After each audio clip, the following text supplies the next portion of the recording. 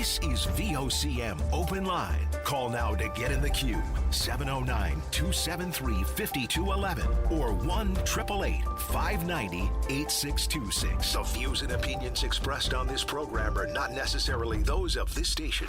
The biggest conversation in Newfoundland and Labrador starts now. Here's your host, Brian Callahan. Yeah, that's going to take some getting used to for me and you, I guess. Good morning. Good Monday morning, everybody. May the 4th be with you. And welcome to Open Line, the next chapter, you might say, in the life of this institution, really. And I'm not going to drone on and get all sappy and sentimental here. But suffice to say, I grew up with this show in my ears, and it is not lost on me, you know, the privilege to be the next host, the new host. And, of course, the responsibility that comes with that, the privilege. I cannot tell you how much I appreciate all of the support and encouragement from friends and strangers alike over the last few days. And even as I was sitting in, just filling in for Patty from time to time, and then as Darren Bent, who, by the way, before I go any further, a sincere thank you to Darren Bent for bringing his expertise and experience to the show while the selection process went on behind the scenes. Darren and I worked side by side, covering the courts together back in the day. So it was great to reconnect with him this way. And, of course, he returns to the job at hand. Not that he left it, of course, as mayor of CBS, Conception Bay South. And, Darren, now that you know the challenges of this job, I trust you'll cut me some slack when you call in on a municipal matter.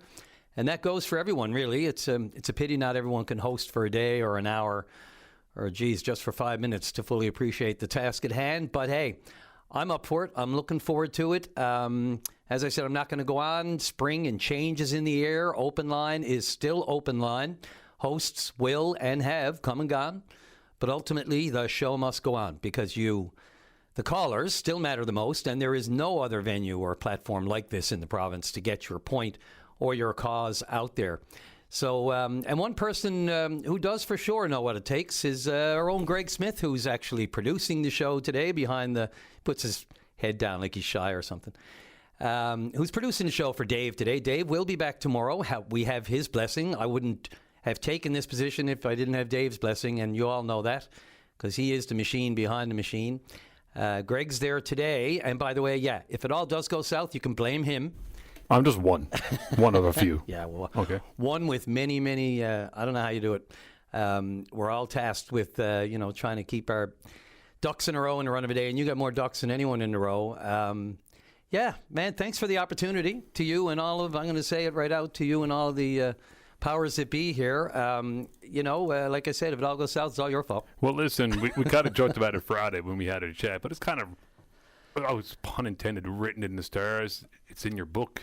You wrote a song about it? I wrote a song about it. And, Russell and I spoke earlier today, and this was back in 2016, before I was working for other news organizations at the time. And I took some time off, and I wrote a book. And in there's a whole section on it, on Open Line and that sort of thing. But as I was writing those sections, a song came to my head, as it does. This is how songs are written. If you ask anyone who's written a few songs, they just come to you sometimes, and you got to write it down quick before you forget it. And I did, and I recorded it with a friend of mine. And it's just been kind of sitting out there in the ether, I'm not really doing a lot with it. I was weird to bring it to VOCM when I wasn't even an employee here. But now that I'm here, and now that I'm even in the show, at some point I'm just going to gauge the interest. If people want to hear the song, we'll just see how it goes this week. If people are interested, we may even play it on Friday. And not just play it, but play it live in the studio. A friend of mine and I, my good friend Ward Pike, and I recorded this song a few years back. And at the time, I called him up out of the blue, and I just said, hey, I got this song. I need to record it. So we went into his studio. We recorded the Open Line song, and we have it. And if anyone is interested, we'll see how the interest goes this week, and then we'll play it live in the studio on Friday if you want it. And we may even take that and run with it, the idea of a Friday bit of music, and maybe even get some local performers in here, some up-and-comers, and get some music back on the show. Not necessarily the Canadian content stuff, because that gets us into all kinds of trouble with regulators and all that sort of thing. But a local song like that and the Open Line song, we're going to try to, we'll just gauge interest. If you want to hear it, let us know. And on Friday, we just might play it live in the studio. All right, I don't know how I've gone this long without mentioning last night the NHL playoffs and the Stanley Cup playoffs, I'm sorry, Russell. and a fellow by the name of Newhook, I think. Yep. So Alex Newhook scores the big one last night, and it's not the first time a good St. John's boy has won it all or come up with the big goal in the big moment. You think of John Slaney, you think of Dwayne Norris, and you can think of Faulkner's, and you can think of, but that was a big one last night. And, you know, you're welcome, Montreal. You're welcome, Quebec. And maybe even somehow we can get this as a clause in the MOU or something. I don't know. But, yeah, if it doesn't go our way, we'll just pull him out of Montreal, and then we'll see where you're left as you move into the next round against the Sabres. And that's going to be a dandy one as well. And as I mentioned, I'm going to steer clear, I think, of the long preambles. We love to. The bottom line is, I've said this as I was filling in for, just as the fill-in host in the past, if we have one caller in the queue, we're going right to that caller because it's about the callers and it's not about the host, really. We are the facilitators. But, yeah, so the numbers to call, 709-273-5211. They didn't change, and that would be crazy for us to change. That'd be a mistake because a lot of those numbers are ingrained in the psyche, to say the least. And 1-888-590-VOCM, that's 8626. And yeah, we can look, the list of stories, and again, I don't want to go right into the hard stuff and the really serious stuff, but it is pretty serious stuff these days, and there is a little bit of a showdown going on in the Strait of Hormuz today. And I don't mean to go right to that because we have a lot of serious local issues on the go. You know, the budget last week, we can go on and on. Just, a couple of weeks ago when we had the finance minister announce the date, the lead up to it, and all the anticipation. So there's a lot of meat on that bone if you want to get into the budget talk. I will say this, one thing that I am going to make a priority on this show to discuss and talk about, because we're already lagging well behind it, and we need it in our psyche all the time, is artificial intelligence. It is growing at an exponential rate, and even the best minds out there, the grandfather of artificial intelligence, of AI and others, say it's getting away from us if it hasn't already. And just trying to catch up with, and I mean, that's just in the people who have good intentions. We're not even thinking about the ones with the bad intentions. So artificial intelligence is right on the top of my list of things. I can't even tell you. It affects every part of our lives right now. It can be inserted into any part of our lives, and, we ignore it at our peril because it's the number one issue for me because it affects everything. And so outside of that, of course, we had some issues with the urgent care center closure last week. I can get into that. And, the Dean Penny murder trial out in Corner Brook, big case, very important, very serious case, a lot of eyes on it. We'd love to have a correspondent out there, and we would have loved for the courts to give us virtual access, which they would not. So it's difficult for us to get right into it. But I know one thing. I covered a murder trial back in the early 2000s, 2007, regarding Nelson Hart in Gander. And that case hinged on the Mr. Big Sting, which is what they're going through out in the Dean Penny murder trial. Now, the Dean Penny trial is a jury trial, so I'm going to be as careful as I have to be, knowing the parameters as a court reporter myself for years. But we can talk generally about these Mr. Big Stings, which the Supreme Court of Canada really took a hard swipe at following the Nelson Hart trial, because Nelson Hart was convicted, but it was overturned on appeal, and it went through a long process. It went to the Newfoundland Appeal Court, and then it went to the Supreme Court of Canada. And the conviction itself ended up being overturned because of the Mr. Big Sting and flaws that were found in it by the Supreme Court of Canada, and instructions from the Supreme Court of Canada that basically said that some of the tactics that had been used in the past with Mr. Big Stings couldn't be used in the future. So they've had to tighten up the parameters around them, and with presumption of innocence and coercion and all those sorts of things. Not speaking directly to the Dean Penny trial, but I'm speaking to this decision that the Supreme Court of Canada made at the time. They didn't outlaw Mr. Big Stings altogether, but they did say that the way they were carried out, shall we say, had to be looked at a little, say, with a much larger magnifying glass, if we should put it that way, and the problems that can come with it. Because, when you're, I guess, the targets here are usually people who, wouldn't normally have access to being flown around the country and given money and changes in their lifestyle that, would be fantastic given the situation somebody was in, except, eventually you're brought to task and forced and under all kinds of coercion to fess up, as it were, under unusual circumstances. We'll say that. So we'll watch how this case carries on in the Corner Brook Supreme Court. But suffice to say, there have been rulings on it before, and I expect before this trial is over, those rulings will be brought before that court as at least some kind of argument as they get through more and more of the defense, and they get into the summations, and they get into case law and that sort of thing. And so, yes, and Mr. Carney, if you want to get into the federal politics, I'm all over it. His trip to Armenia to, further, if we shall say, strengthen our ties with the EU, given what's happening south of the border. In no way, shape, or form should we ever sever all our ties and just throw all our eggs into another basket. I mean, geographically, we're not going anywhere. So that's not going to change anytime soon.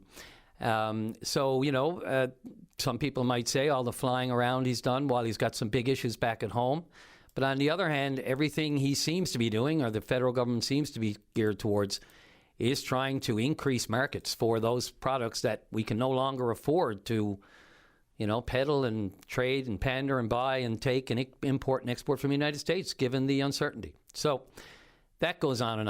And I do want, I mentioned I'll steer clear of long preambles when we have callers, and I welcome it. I can't tell you how much I'm looking forward to a couple of friends of mine who said they're going to find some time this morning to give me a rib or two. But look, I do want to take a moment this morning to talk about Leila Evans before we go any further, from Makkovik, Labrador.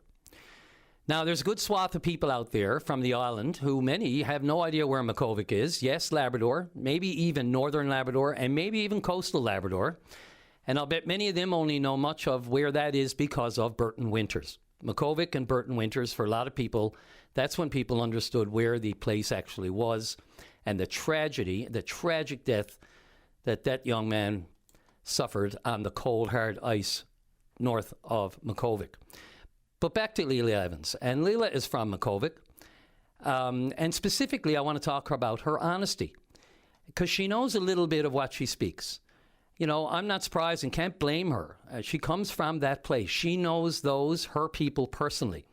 And when you look at where Leila Evans has come from, her Inuit ancestry from a small community, and she is the health minister. And bravo for her honesty.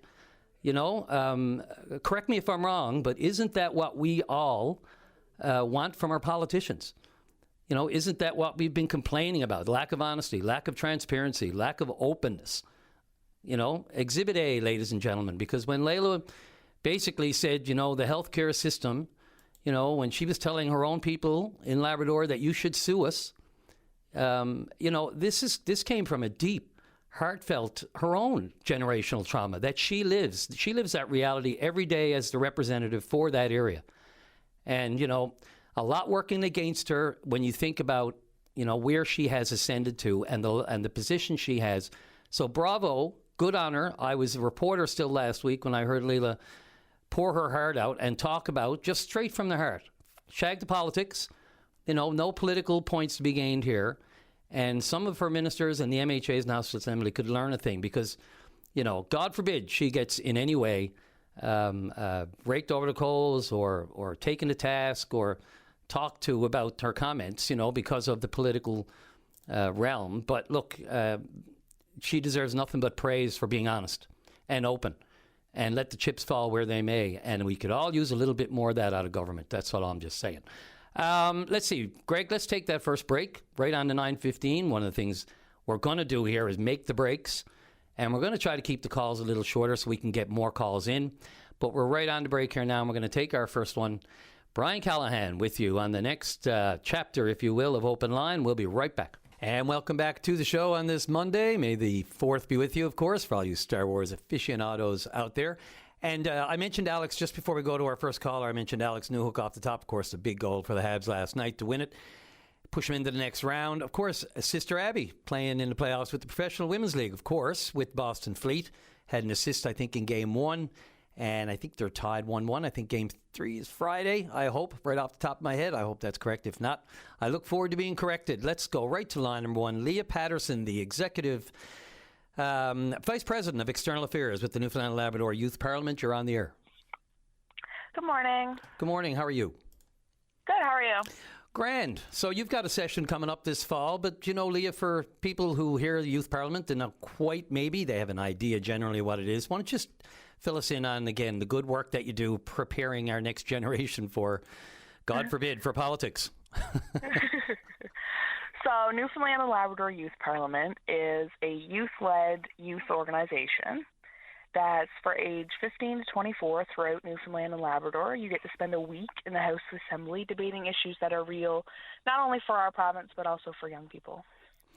Yeah, so interesting times to be trying to, navigate a learning curve for a youth parliament these days. I can't help but wonder, I mean, obviously the obvious question off the top of the head is how you navigate the decorum issues these days and what you think of the decorum in the House. And I can't imagine that when the youth parliament get in there in the fall that you're going to be shouting and bawling at each other the way they do, and how do you view all that? When it comes to politics, you know, there is a level of decorum and a level of respect you have to have for each other. So it's not easy to put your name on a ballot. It's not easy to go through an election. It's not easy to live in the public eye like that. So I honestly think that members of the House Assembly can take a lesson from Youth Parliament and see that we're all there to support each other, there to express our opinions in a respectful and professional manner, while also lifting each other up and, you know, making sure everybody's voice is heard. I find this fascinating because I just picture the MHAs now up in the gallery watching you guys. As you just said, they can be learning from you. And look, Lee, I'm sure you're all watching all of this, play out locally and, internationally, but locally especially when we watch some of the pitfalls, especially with social media these days, the things that have been happening with whether it's Minister Barber or others, there's a generation. The youth generation is growing up with social media. A lot of the people in the House of Assembly, we never had any of this for their generation when we were growing up, and it's all a learning curve, whereas the youth are growing up with it. So I think there's a lesson to be learned on that end as well, don't you? Absolutely. And you use Minister Barber as an example. So when it comes to advertising our province and when it comes to growing our population and keeping young people in the province, you need to speak to them. And so if social media is the way to do that, that's the way to do that. Oh, yeah, but just I guess it's the carefulness and the caution you have to have with it. And, maybe spontaneity is not the best not the best idea when it comes to it. You should really gauge. And I'm not speaking to anybody in particular, but there's a learning curve here for adults. There's no question about that. And I just wonder how the irony of them probably having to learn a little bit from you just fascinates me altogether, because, when you see them going at each other, there's no question. It's not something that a lot of people have a lot of time for, especially with all the serious issues we do have on the go. What are the key issues? Oh, we lost Leah. Did we lose Leah off the line? Yeah. Okay, sorry. We just had to take our first tech. Oh, there you are. Okay. That's fine. This is going to happen. And it's my first one so far today, so that's pretty good. But no, I'm just, I can't help but wonder, if there's even a little bit of cynicism. Are you finding either there's more interest in this youth parliament or less because of sometimes the stuff that goes on? I'll be honest, there's always interest in youth parliament. It's important that, young people have their voices heard, and this is a great platform to do it, right? Yeah. And you choose from, so just tell me again how you go into the recruitment. How does, you have this interest, what's the step for a high school student that wants to get involved? Yep. So like I said, anybody age 15 to 24 within Newfoundland and Labrador can apply through an online application. They go through a regular application process and screening, and then when it comes down to it, we pick 40 delegates. And, they get to come to St. John's. And like I said, I'm from Labrador West, so it really is a very open and accessible program for the entire province. Wow, so you bring all those Labrador issues with you, and Labrador West too, where it is, it's very much often boom and bust, isn't it? Certainly. You know, the cyclical nature of the iron ore industry especially, but all of the other issues that are going on with the value of critical minerals and that sort of thing and that kind of exploration. Look, the Youth Parliament has always fascinated me. How do you choose the subjects that you debate? So our ministers are elected in the session previous, so they will pick a topic that's important to them or their community or something they're passionate about. Yeah, and I mean, but at that point, like how much do you emulate it just like the question period, or how does this work out? Is it a day? Is it 2 days? How long are you actually in the House of Assembly? So we're in the House of Assembly from Monday to Friday. So Tuesday, Wednesday, and Thursday is a day for each of our ministers to present their bill, for their bill to be debated. And yeah, usually we pass the bill in the House, and then of course the bill gets sent on to the real government and the real ministers and opposition. And Bob's your uncle. Yep. Very good. Well, Leah, look, I wish you nothing but the best with it. I just wonder, I guess, we were in the lobby 2 weeks ago. I think it was, time flies. 2 weeks ago for Minister Pardee when he just came out to do a short scrum, for the budget, just to announce the date. And at the time, the lobby of Confederation Building, which is where he did the little scrum with journalists, was full of high school students who were in to, observe, as, people often do. They often bring classes in, and public can come in anytime and sit in the gallery and observe the goings-on. And I couldn't help but think, the day before, the Speaker had sanctioned speakers again, and Speaker Paul Lane had, threatened to remove privileges, and there was so much going on. There was almost as much discussion about decorum as there was about actual the actual issues. And I couldn't help but think, how that was being influenced. So, it's wild times, needless to say. Do you get into looking at democracy and, and change and proportional representation and first past the post and all that kind of stuff? Because I think that's where we need to go. Yeah, definitely. So just talking about representation, one thing that we've been looking at for this session is that we want to have all 4 of the Labrador districts represented by a Labrador delegate. So, just going about different ways of encouraging Labrador youth to come, because it's not always accessible, it's not always easy, but one thing that our organization does to get that representation is that we cover travel costs 100% for our delegates from Labrador. Well, I mean, look, the answer to all your questions these days is money. And if you can make it more accessible, I mentioned Layla Evans off the top, when you look at how far, she has managed from Labrador to ascend to the health minister's position, an incredible, fantastic accomplishment. And, obviously travel and all those issues, when Labrador feels like the poorest cousin, as it always has, of course, to the island, that kind of representation is crucial. Because so much of the resources in Labrador are going to get us through, not the least of which is hydro. So, look, Leah, I really appreciate the conversation, the chat. I know it's not till the fall, but I welcome you or any of your delegates. They want to give me a call between now and then and talk about the issues here as well, as whatever you're going to get into in the House. I would welcome it in a heartbeat. Perfect. Thank you so much. Great. I really appreciate the call. Thanks again. Good luck. Thank you. Okay, take care. All right, Greg, up to the next break. And again, we have a couple of lines open, at least 2. Looking for your calls. Love to just have an initial chat, especially with all our longtime listeners. You know who you are. We'll be right back. This is VOCM Open Line on the VOCM Big Land FM radio network. And welcome back to the show for Monday. Let's go right to line number 1. And Connie with Miles for Smiles. Connie Pike, you're on the air. Oh, good morning, Brian. How are you? I'm settling in.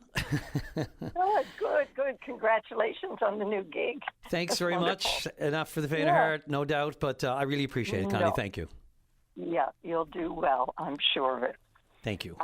Brian, not great news with the numbers here this month for April month.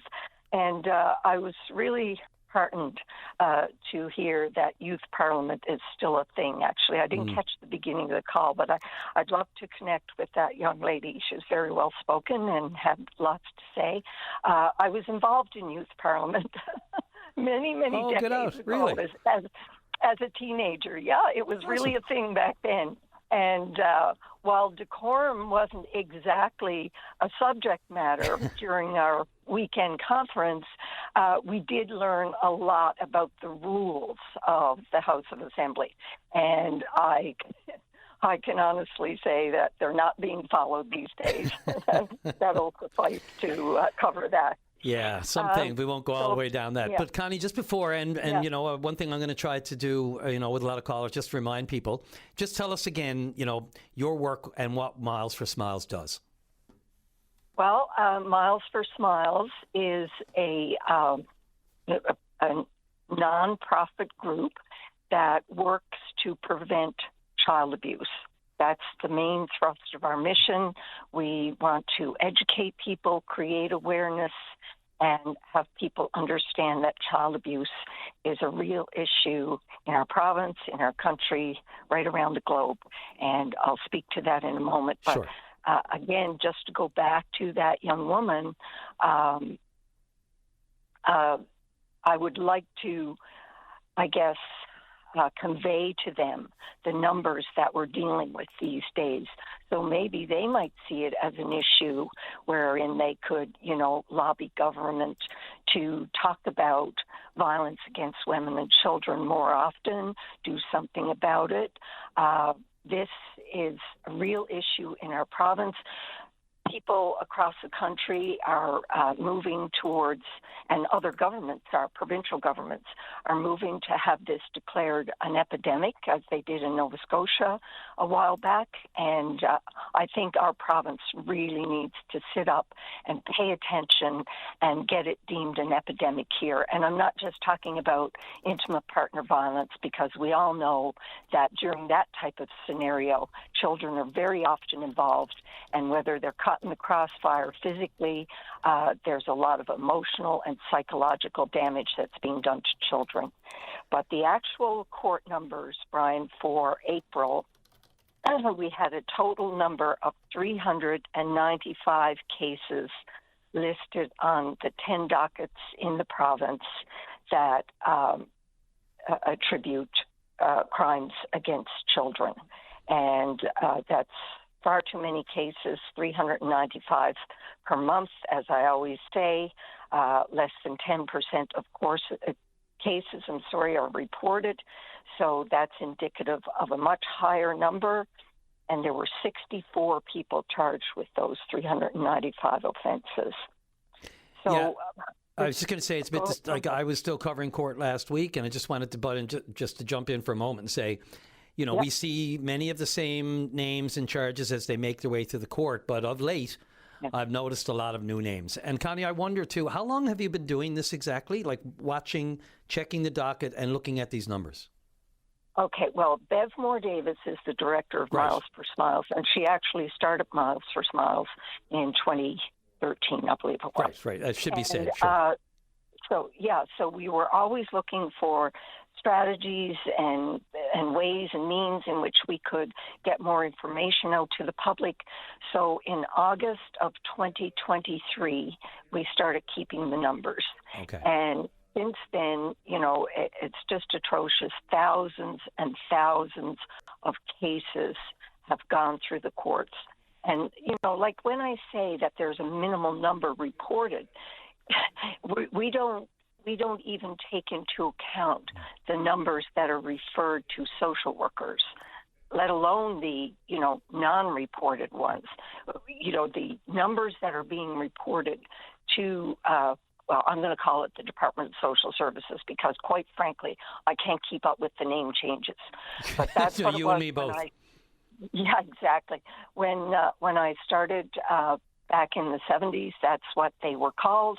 And they are receiving thousands upon thousands of referrals each and every year. I just can't even go there with the numbers because it's increased exponentially in the past decade. And throw in a shortage of social workers, and you have a really serious problem. Exactly, and they're overworked. You know. Yeah, I guess what I was just wondering was compared to back in 2023, monthly, every time you call in, are you finding just the numbers keep growing more of what we know, or just wondering what the trajectory. I mean, obviously the trajectory is higher, but I'm wondering on what kind of scale. Well, when we first started, Brian, that's a good question. We were averaging about 330 per month. Now, I haven't averaged out the recent numbers, and we're working on having a mechanism to do that online on the Miles for Smiles website, which should happen shortly. But I'm guessing, just based on the sheet that I'm looking at right now, I'm going to estimate that our numbers are up to 350 per month. So yes, there's been an increase, and I'll explain that a little bit more if I could. I just checked this morning about the numbers going up overall, and I wanted to find out, because I try to find the most recent numbers. So this is from Statistics Canada in 2026. There's been a significant and sustained increase in online crimes against children over just these past 5 years, from 2021 to 2026. And it indicates that this is happening particularly in Canada. So, I think it's time that we took this way more seriously. The reports of online child sexual exploitation have more than quadrupled in Canada since 2014. Quadrupled, Brian, in 12 years. But we know, you can almost directly attribute that to technology. Oh, absolutely. It was a bad combination. It was like a perfect storm of COVID and the isolation and, yes, online activity. Now, we've had smartphones and, reversing cameras since 2010, and we noticed a significant increase since then, but it's nothing like the increase we've noticed in the past 5 years. Yeah. And from 2014 to 2024, so that's a 10-year period, there was a 347% increase in sexual exploitation online of children.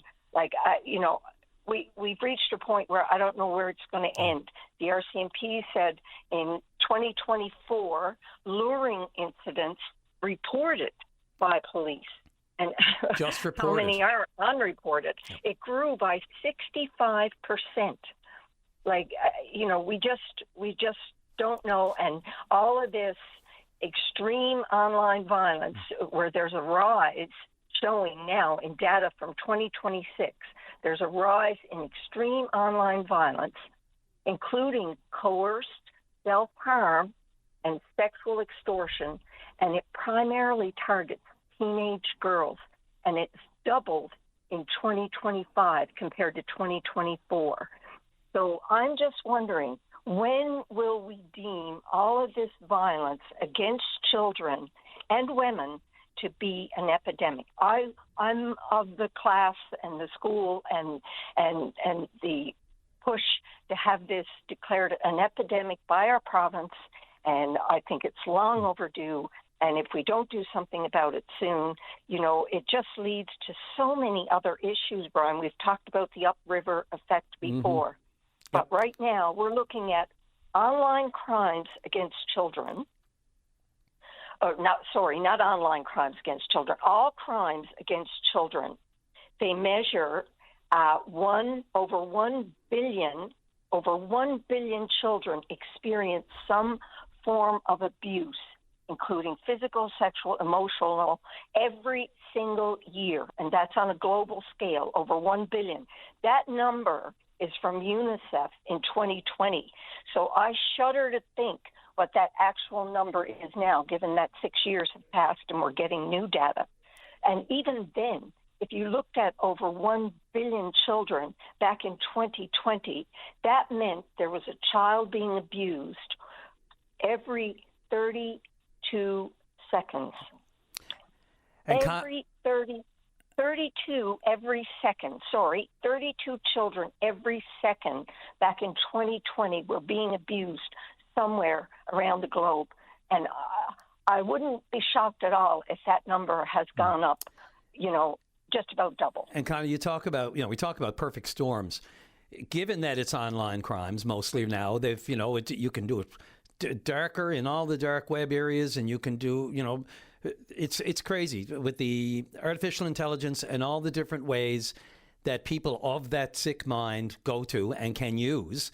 The problem is it's online crimes, which means it's technology crimes. And then we have shortages of every kind of staff category in the court system.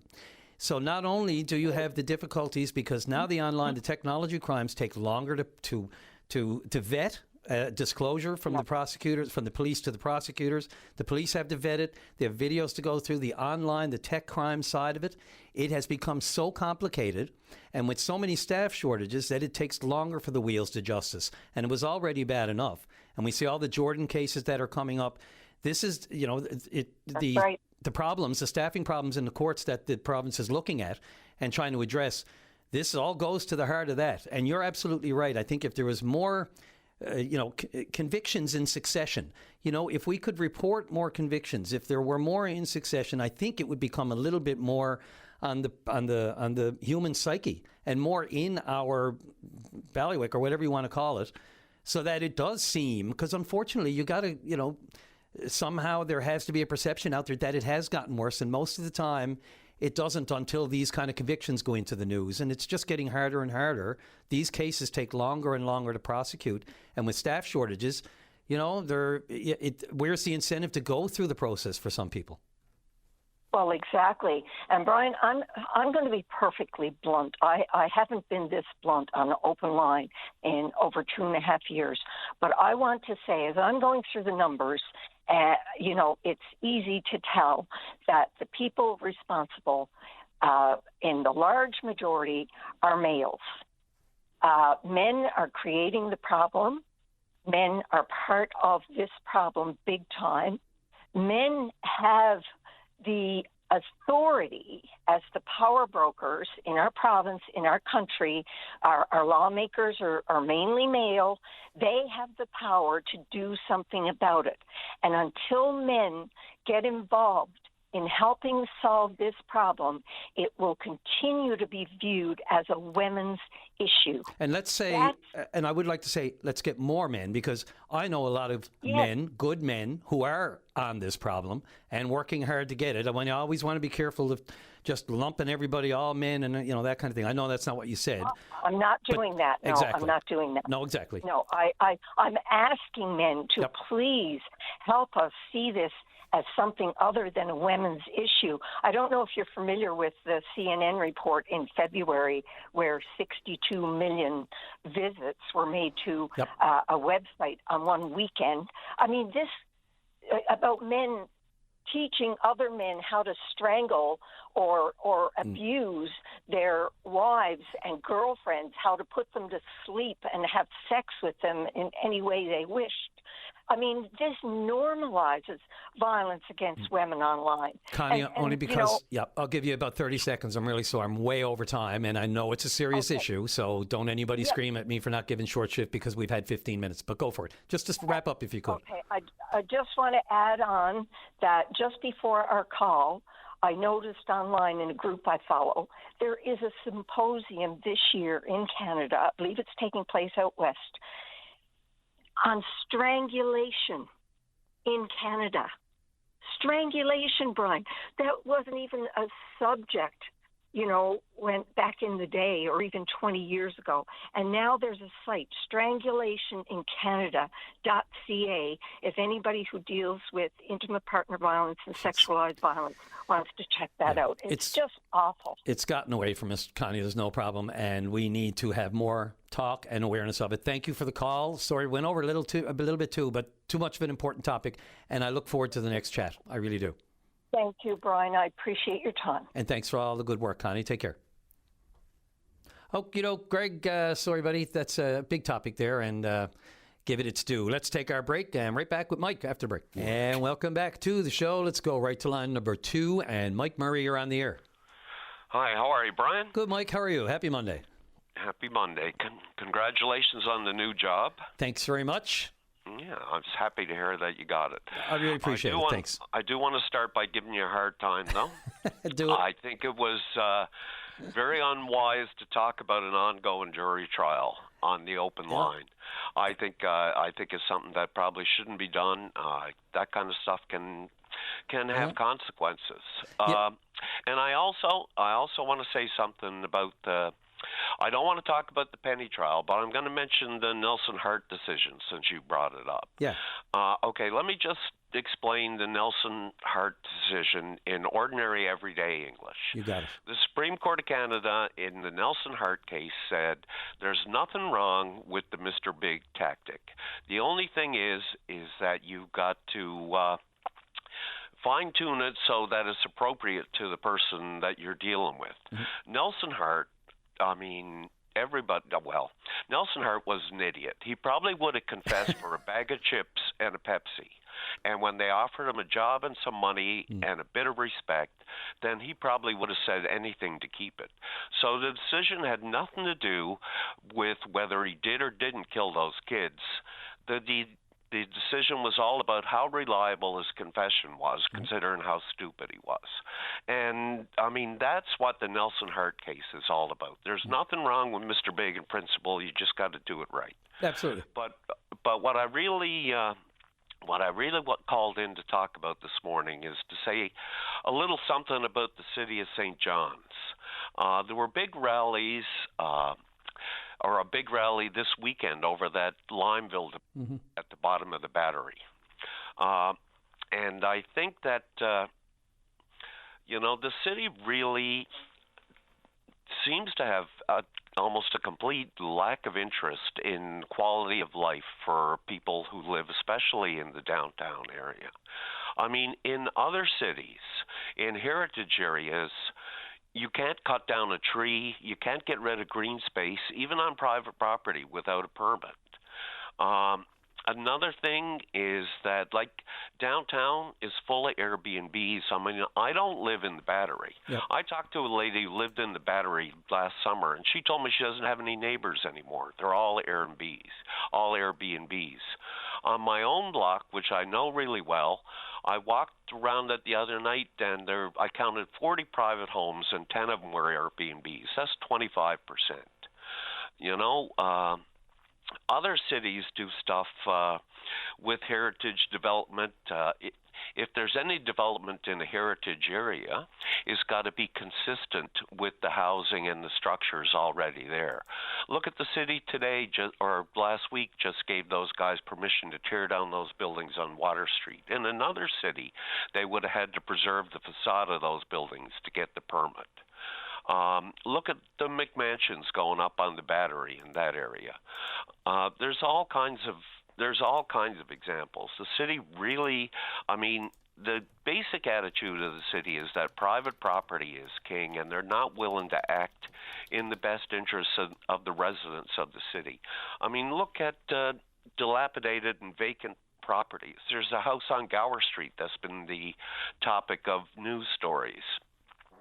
It used to be a real gem in the neighborhood. Now it's vacant and boarded up, and squatters are getting in there. If you made the property taxes on that building, on that house, $5,000 a month until something was done with it, then something would get done with it. In refusing to act, you got a fire trap and a rat trap right in the middle of St. John's. If some squatters started a fire in there, they could burn out the whole downtown. You look at the same thing with vacant businesses across from the Scotiabank there. There's a building that's been vacant for 30 years. What is the city doing about it?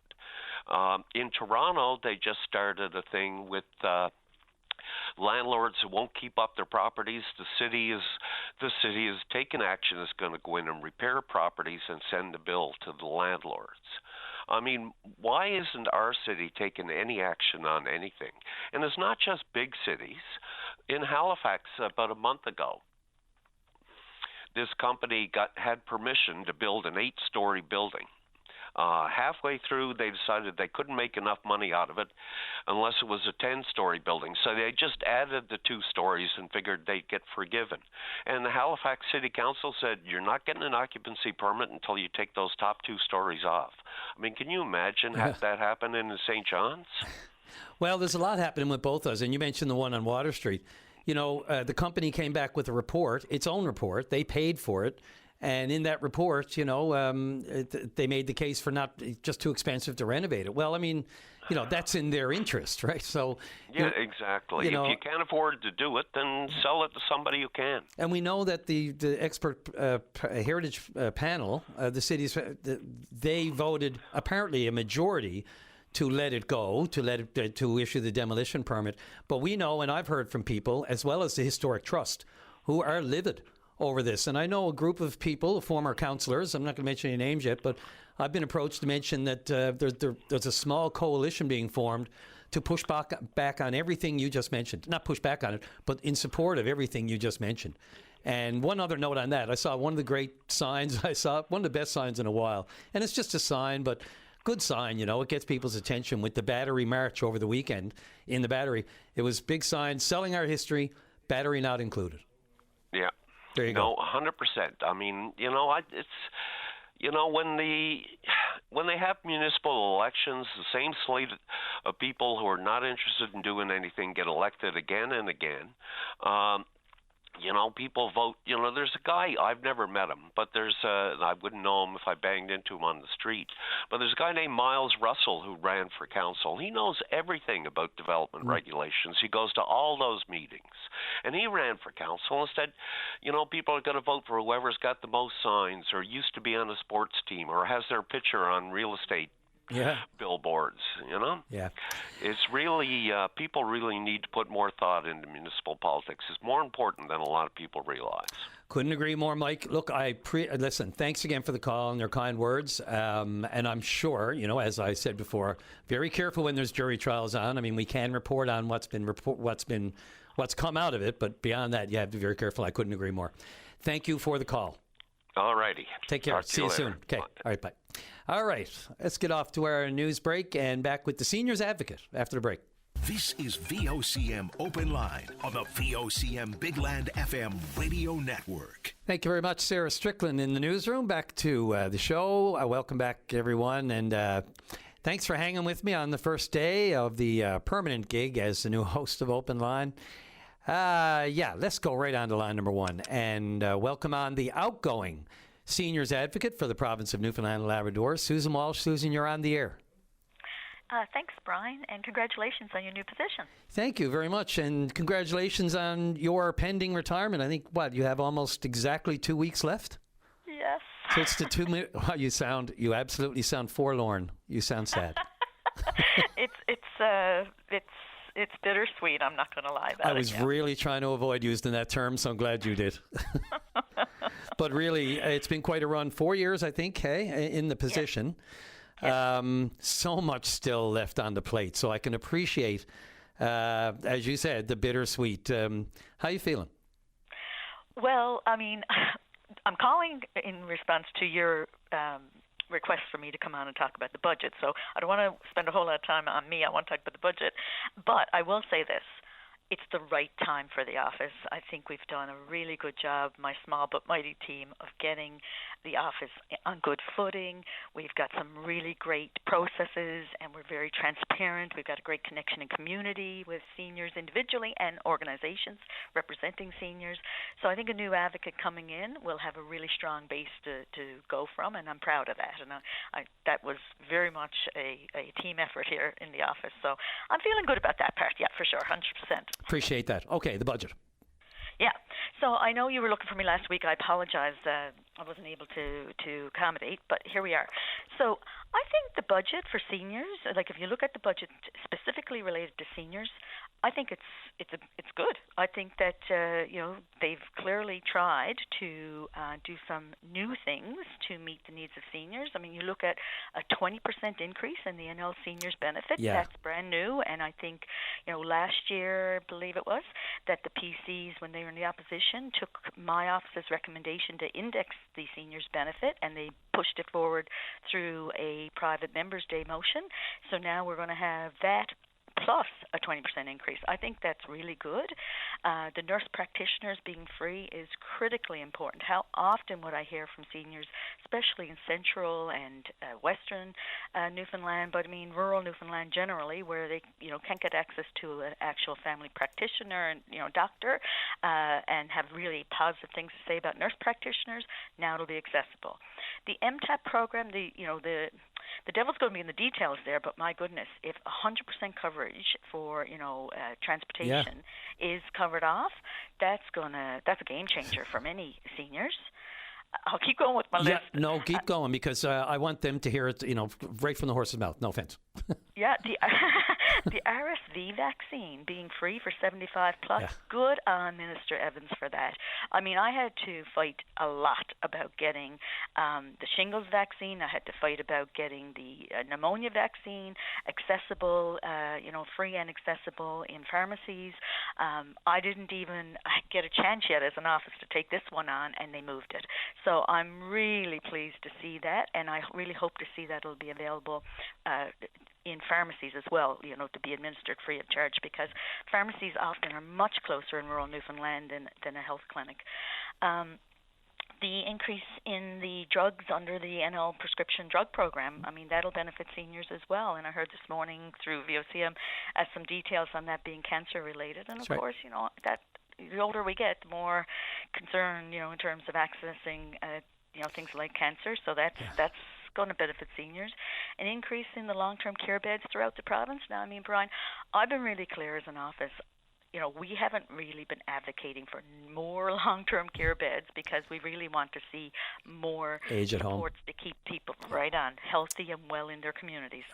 But at the end of the day, we have hundreds and hundreds of seniors living in alternate level of care. So they're in hospital, but they're discharged. They're paying for their bed. They're paying for their medications. I've had seniors tell me they've had upward of $2,000 and $3,000 worth of bills when they're, finally transferred wherever they're supposed to go. And sometimes it's home, and sometimes it's long-term care. And so, we definitely need more beds in long-term care. Do we want that to be the answer in the long term? Absolutely not. I mean, it's not what I'm advocating for. I'd like to see more resources at the community level, and I got lots of reports and recommendations out on that, so I won't go into it. But at the end of the day, to deal with the group who are already in limbo in these ALC beds, absolutely. Now, home support workers, I think the increase in the pay for home support workers who are directly hired by the client, a $2 increase, critically important. It was one of the first things when I met with the new Minister of Seniors when this government came in, Minister Party, who happens to be the finance minister as well. I said to him, we are negatively impacting rural seniors because they can't get access to agencies. The agencies all got an increase through initiative from the federal government, and the home support workers who weren't hired by agencies didn't. So I think this is helpful. And then, of course, the increase in the pay to direct care staff in personal care homes hopefully will improve the level of service. There's also some indirect services, things in that budget that will impact many people, including seniors. And so one is, the increase in the basic personal exemption of $1,500, so you don't pay tax. $15,000, $15,000, thank you. Yep, no problem. You won't pay tax on the first $15,000. That's going to positively impact all of us, but certainly seniors. The new police officers, we lobbied for this one, and when I met with the Minister of Justice and Public Safety, Minister Conway Ottenheimer, when she came into office, I said to her, we have many seniors out there who are afraid to go out at night. I heard from, the more rural you got, the worse I heard about it. People afraid, people taking things into their own hands in their communities, because they could be a day or more before police responded to their community. And I said, we absolutely need more police officers. And our office is online, on my office website. We put out a report to the to government to say this is what you need to do to improve policing services. So this one's really positive. The improvement of in the healthcare system overall, so more acute care beds, the urgent care beds in or facility up in CBS, the provincial travel nurse program, all these things benefit all of us, but certainly seniors. And, two others I'll just mention and then I'll end there. Two that mightn't come, well, the home support, the home heating program, obviously, is something that is a continuation, and I think that's really good. But the $184 million to support programs and initiatives at the municipal level, people don't always think about that as a seniors issue, but I'm always challenging municipalities when I go out into those communities, and I've been in 80 of them in the last 4 years. I'm always saying, look at who your members are, because the more rural you get, the more they are seniors. What programs and services are you offering so that seniors can be active in their communities and engaged free of charge, by the way, because often that's an impediment. And we've done some research here on loneliness and isolation, and it clearly is. The lack of things in the community, the lack of ability to get to it, and the cost of it is an impediment that leads to isolation of seniors. Okay, I'll stop there. Just cost of everything, and you said it right. Just the cost of everything. Just trying to make it cost prohibitive, like free. Oh my God, sign me up these days, because there's just no such thing. Buy two, get one free. Sorry, I had to buy two first. It just never works that way. That's right. And I mean, sometimes these municipalities, I know they want to attract new families and younger families and, splash pads and all that kind of stuff, but look at who you've got. And it's already in your community, who's paying their taxes, by the way. True. So, put in a walking trail, but make it accessible. Don't, make it, level and paved. Take into consideration, Right. Yeah. Yep.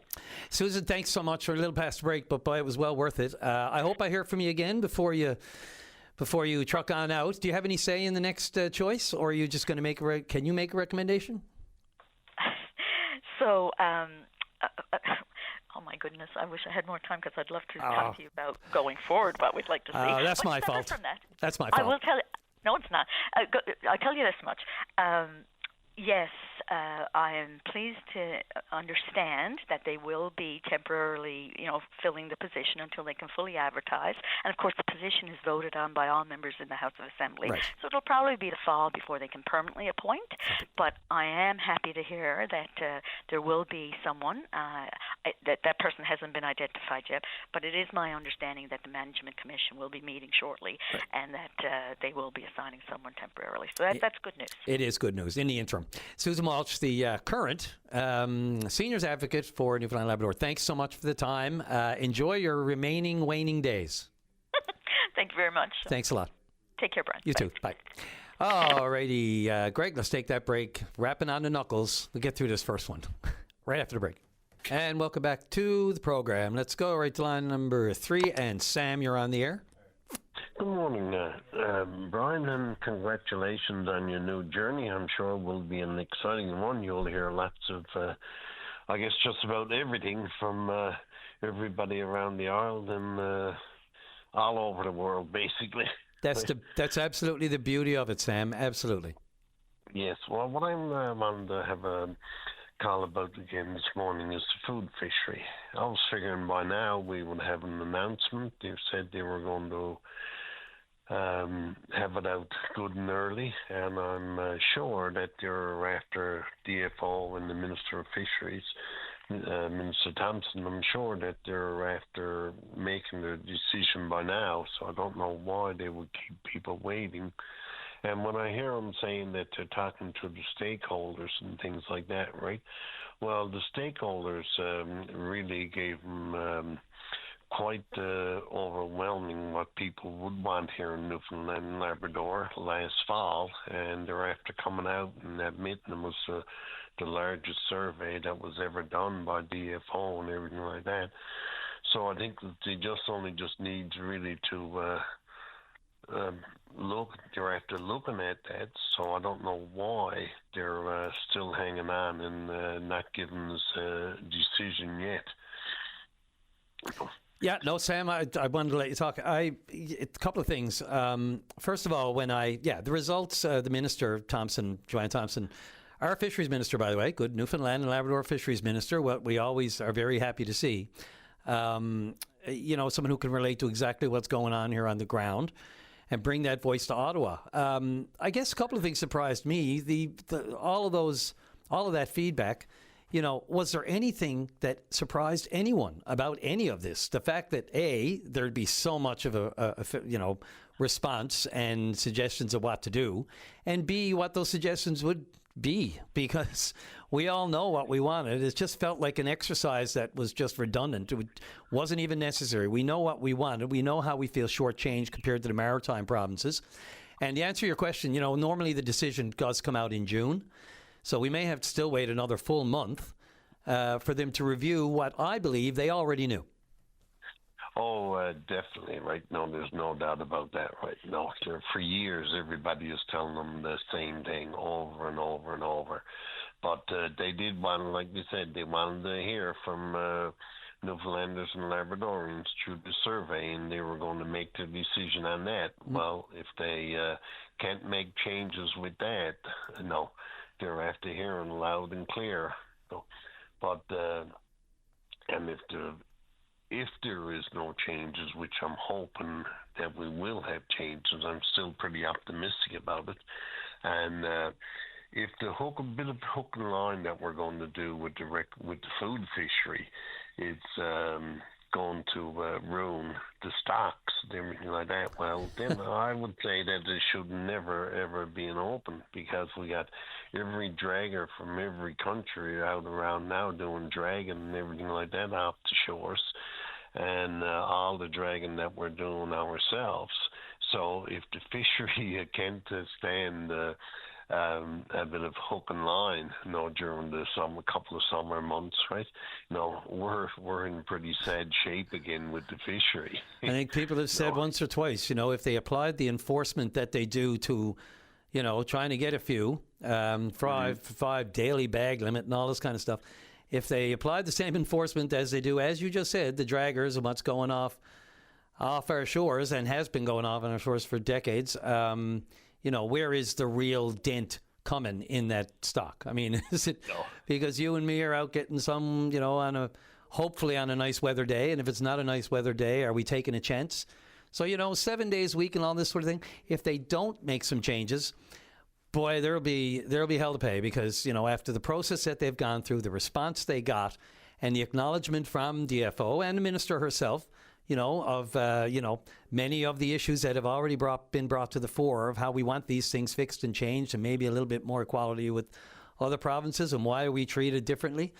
If there's no change to that, there'll be a reckoning, I believe.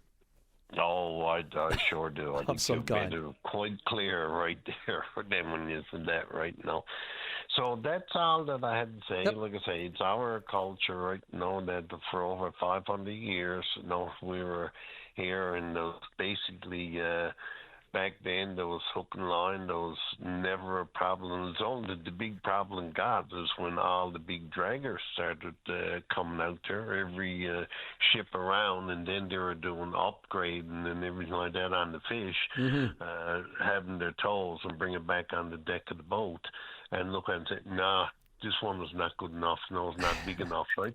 And all that just used to go overboard again, and that was what was the problem. And I would say in one of them tows, that was a lot more than the food fisher would take probably for a year or two. That would be in those bags, and got it. And that would end up, that fish would not survive, with the pressure around and everything like that being pulled in. Yeah. So I think we have to go back and look at the hook and line is not going to hurt either bit of the fishery. No. Yeah, comparatively so, Sam. I'm with you 100%. Appreciate the call. Thanks a lot. Yeah, thank you. I'll give you a call back when we hear some more news. Yeah, it should be in June, so I look forward to that. As soon as she's out, give us a shout. I look forward to it. Indeed so. Thanks again. All right, Sam, thank you. Bye. All right, take care. Yeah. Greg, what do you want to do? Take a quick break? Okay, we'll take a break a minute early there and come back with, let's see, Diana's going to talk about an event coming up tomorrow night, the Environment Network, and we got Cyril in the queue as well right after the break. This is VOCM Open Line on the VOCM Big Land FM radio network. And welcome back to the show. Let's go right to line number 1 and welcome Diana Baird to the program. Welcome, Diana. You're on the air. Oh, thank you very much. And a big welcome to you as well in your new position here as the full-time host of the Open Line Show. I wish you all the best. I greatly appreciate it. Thank you so much. Good. So I'm calling this morning on behalf of the Newfoundland and Labrador Environment Network. We're a NGO within the province with a focus on environmental education, both amongst our member groups that are other environmental organizations. And an NGO being, of course, public. Yeah, NGO just for, I'm a big acronym guy. Sorry. So for people who don't know. A non-governmental organization. Okay. And so I wanted to let your listeners know that tomorrow evening we will be hosting the next event in our Green Conversation series, and it will be at the Whale Atrium of the Core Sciences facility at Memorial University from 7 to 9 p.m. Tomorrow evening's topic is critical minerals, rare earth elements, mining, and the environment. This has been an emerging topic of late, as we're all trying to amend our ways and create a greener economy. The tech and energy industries, in particular, are hello. Yeah, no, I'm just listening. Are in need of transitioning to critical minerals use. In this province, we have a wealth of them to share with the world. But in order to do that, we need to understand what it's going to take to mine them and what's the cost. We'll have 2 conversation starters to help get the conversation going tomorrow evening. Dr. Aaron Keeling at the MUN's Department of Geography, and his focus is on social and political aspects of mineral development and mine closure. And we also have a Dr. John Sandlos, and he's with the Department of History at MUN. With his area of focus is environmental history of mining in northern Canada, occupational health, and mining. And this is open to the public. Either come in person, or you can also sign in online through a Zoom link if you go into our website, and that's nlenvironmentnetwork.org. And once again, it's from 7 to 9 p.m. We'll finish the evening off with light refreshments, but we ask everybody to bring their own water bottle so we have no disposables at the end. Yeah, well, that's good for an environmental chat, for sure. Yeah. Covering all your bases. Yes. Diana's fascinating topic. I've done some recent work myself researching all of this, and it's funny because I was watching a documentary on it some time ago. But then there have been some other experts and lots of conferences and discussion around critical earth and rare earth minerals and extracting them and the cost of extracting them, not just the financial. But there is a thought out there, and many experts agree on this on all sides of the in a very broad general way, that it's not the green venture that it's all made out to be. I mean, getting into the mining and extracting, yes, while compared to non-renewable resources such as oil and gas, absolutely, it should be one-time work. In the renewable energy sphere, whether it's batteries, whether it's hydro, whether it's whatever, the grid. But getting at it isn't all that clean and green as people think it is. And some experts in some corners believe it's just as harmful on the environment, that kind of mining, as oil and gas. Your thoughts? As fossil fuels, yes. So, I mean, there's a lot to get our heads around as a population here, and to see what avenues our government is more aligned to support as we get through these crises. To say the least, yeah. And I mean, we have to diversify. There's no question of that, and we have to move in. I mean, there's still the need for fossils. And, we can go on and on about how clean our oil and gas is compared to others, the carbon, and then carbon capture. And that hasn't been fully realized, not in this jurisdiction yet. And it's still a big bone of contention in Alberta if they ever get to those pipeline conversations. So, wow. Yeah. What a chat you're going to have tomorrow night. Yeah. So once again, you cannot look at anything in isolation. No, absolutely. So, I'll be fascinated by that if I can find time to get there. Can you just give us all the wheres and whens one more time? Okay, yep. It's tomorrow, Tuesday evening, May 5th, from 7 to 9 p.m., and it will be held in the Whale Atrium. That's on the ground floor of the new Core Sciences facility at Memorial University. It's sort of kitty corner in the intersection to the CBC studio and the I'm right next to the student center there. That's right. That's right. And so that's from 7 to 9. Okay. Or you can link in through a Zoom link from our website, and that's at nlenvironmentnetwork.org. Perfect. And if nothing else, go for the whale. Yes, absolutely. It's a beauty. If you haven't seen it, it'd be well worth it to come out just for that. Yeah, the event and everything when they installed it, that was one thing. But just to walk in and forget that it's there and you go, oh, right. Yes. This is fascinating. Yeah. It is fascinating. Well, Diana, good luck tomorrow night. I'm telling you, I don't live far from Munn. If I can get there, I'll be there. If not, the Zoom link is mine. Excellent. Great. All right. We look forward to it. Thanks very much. Good luck tomorrow night. Thank you. Take care. Bye-bye. Okay, bye. Let's see. Let's go right to line number 2. And Cyril, you're on the air. And how are you today, sir? Fair to Midland, getting there. It's the first day. Okay. It's been a bit of a spin and a whirlwind. I've hosted before, but it's a whole different kettle of wax when it's yours now. So I'm going to try to slowly but surely put my stamp on it. And what's your first name? Is it Greg? I think I caught, was it? Greg, that's Greg behind the glass. Mine is Brian Callahan. Brian, okay. Yes, You're sir. Brian who? I didn't know. No, all good. I can't assume everybody's, Brian Callahan. Okay. Yep. Brian, my name is Cyril House. Yes, sir. I haven't called in the open line in a long time. Well, I appreciate this. And I hope it works out with you, because I think I understood from just before you brought me on there that you're going to be the new kid on the block for the open line, hey? Yes, sir, and you can call me kid all you want. I love it. Okay. I'll tell you what the purpose of my call today is, sir. Yes, sir. I'm retired now. I'm 66 years old. I worked for Eastern Health for almost 40 years, and 30 out of the 40 years was driving commercial vehicles for Eastern Health. I love driving. I wouldn't want to have to hang up the keys. I hope that never happens, actually. But anyway, having said that, the purpose of the phone call is them 3 cursed, I'm going to curse on them, roundabouts up at Costco up there. Now, a lot of people are intimidated with it. Me personally, no, sir. I'm not intimidated. Anything to do with driving and driving trucks and whatnot, that's what I spent my life at. But ever since Costco went in up there and them 3 roundabouts are there are a lot of people who are intimidated with it, and they're a bit nervous, and there are people that don't drive through it and won't go near it in the whole 9 yards. So last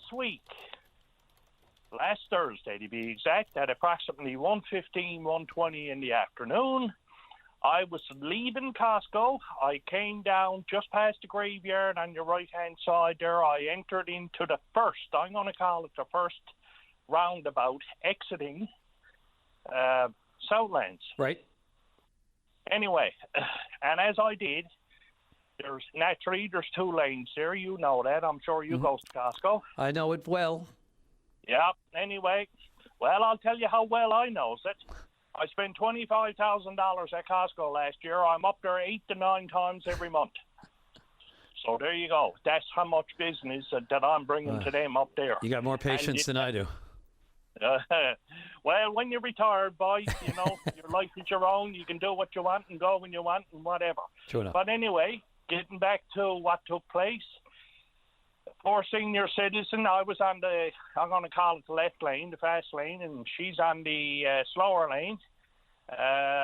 She misjudged. There's absolutely, I repeat, absolutely no lines present on the pavement. Now, I know the snow is just off the ground. I'm well aware of that. But talking about paint on the pavement, they're at those 3 roundabouts. And I also question, is it safe? Was it designed right? Could have it been designed a bit better for the motoring public? Nobody should ever have to have a mark on their back and say, hey, boys, I don't know about going through them roundabouts up there, because that persona is out there about those roundabouts at Costco, as I said there earlier. So anyway, the poor lady misjudged, didn't realise it was 2 lanes there simply because she did come in contact with my vehicle. Now, it's very, very, very minor, but that's not the point. The point is this. There's no painted lines.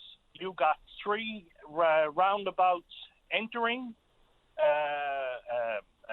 to get to Costco and the other stores that are there, and you got 3 exiting. And I'm going to tell you, if the painted lines are not there, and by the way, in places there when you're entering and exiting, there's a lot of zigzagging going around those little roundabouts.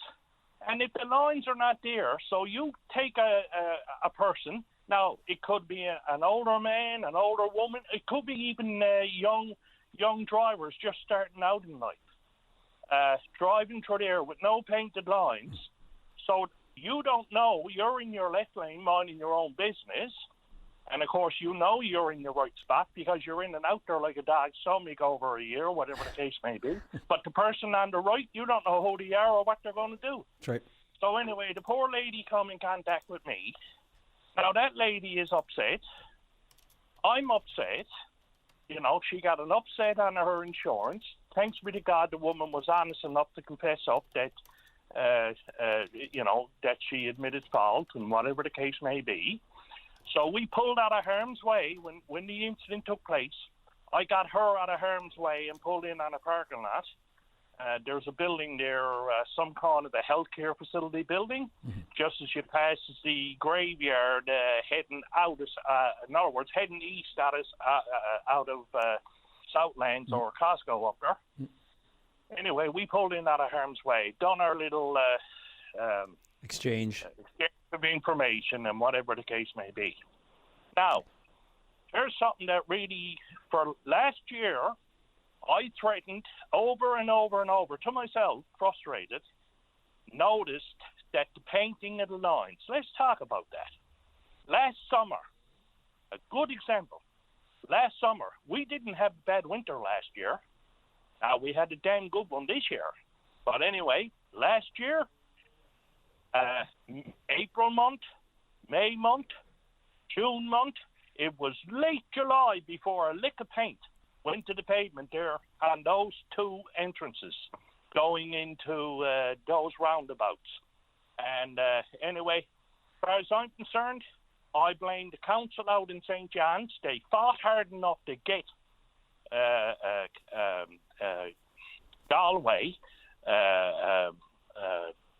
the right to do the snow clearing and whatever the case may be.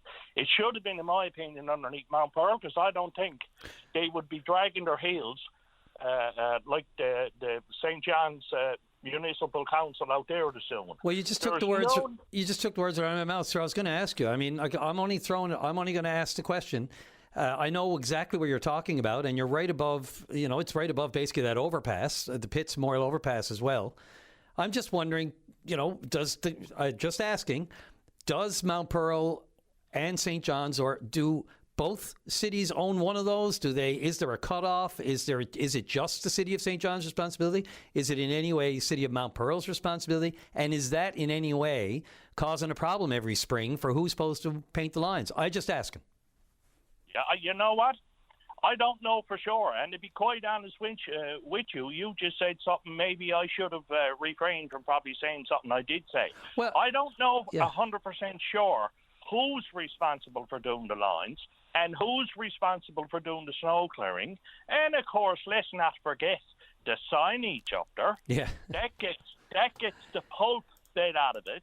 Because of our weather and pushing back the snow for the winter, it is a hard area up there. I don't need to be told it because I spent my life out there on the road, driving commercial trucks, and of course my own personal driving throughout the years and whatnot. There's no doubt about it. It's not our environment. It's not certainly the easiest environment around. And Sarah, you know what? The other thing that makes it worse too, it's a double. It's all bad enough. The roundabouts, a lot of people have problem negotiating them. They don't understand them, and the rules are there. And I'm not going to go into them all again. But it's one lane is bad enough. When you double it up with two, and then you add the fact that there's no lines. I'm well past the break. I'll give you 30 seconds to wrap. Sorry about that, but give her. Yes, you are on the right same train of thought as I am there. So simply put up there today here's my honest opinion. You're entering up there today at your own risk. There's no painted lines to tell you where you should be. And there's no painted line to tell me where I should be. So isn't that just enough in itself it should raise an eyebrow with somebody say, hey, boys, we got to get the boots on the ground here. Come up here. Now, can they paint it during the day? Forget it. Up there, they need boots on the ground in the late evening, early morning. Get in, get it painted up, and get out, because it is a very busy, high-traffic area every day. Got you loud and clear. I really hate. I could go on with forever. Cyril, I hope you call again, because this issue and driving in general, it'll drive us all mad. But we need to discuss these things and keep them top of mind. And I can only imagine when it gets into court, with those sorts of things, how the fact that there are no lines would apply and how insurance treats that. But look, I really appreciate the call. Don't be a stranger. If this was your first one, I can't wait for your second. Well, I tell you what, when I get straightened away with my vehicle and whatnot, I'm going to try to do some good for this senior citizen who did come in contact with me. Okay. After it's all said and done, and you know what? Perhaps I should call back and give you a little update. I'd really appreciate it. We always appreciate when someone brings up a topic to come on back afterward and just put a bow on it. So I look forward to it.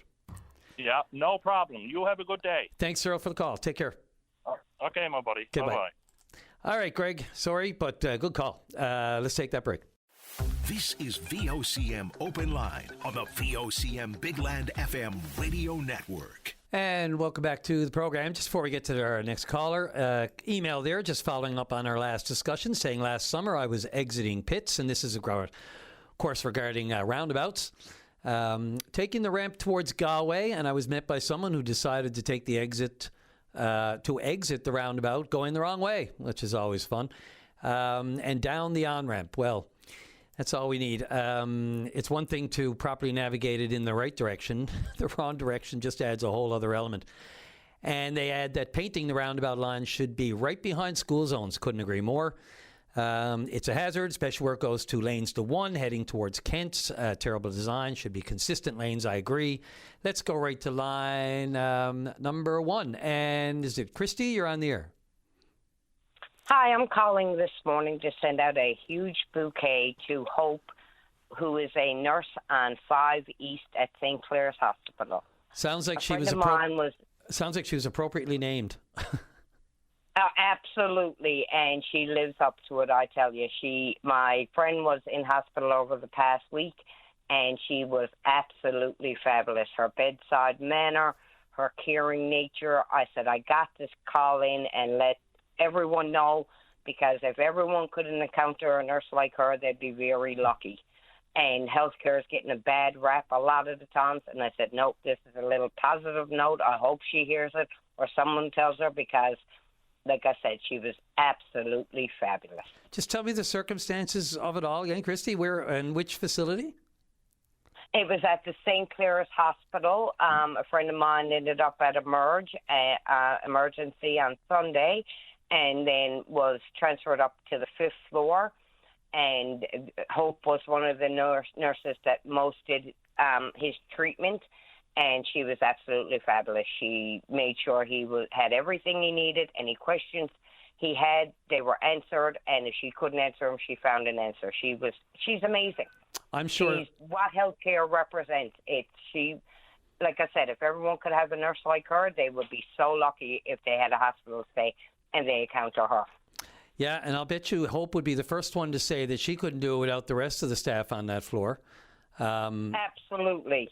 Yeah, the rest of the staff were really good as well.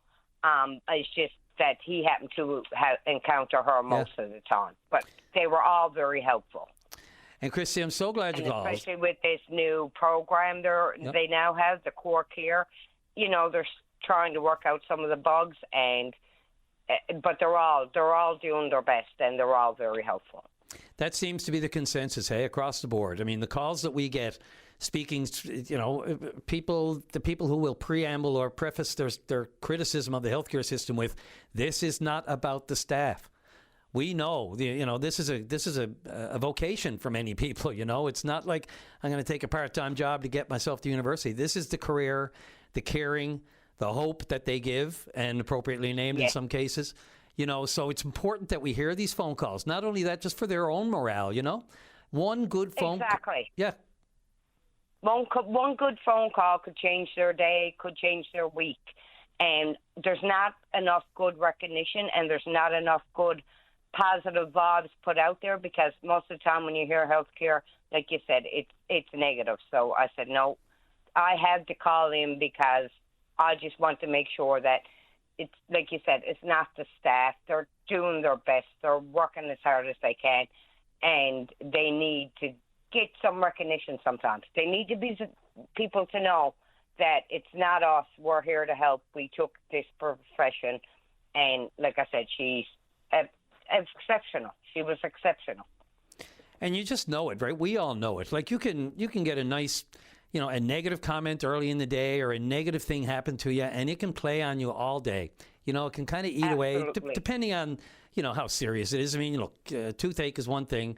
A crisis in the family or something is another. We deal with them as we do, and we prioritize them the best you can. But you know how a little negative thing can send your day into a tailspin.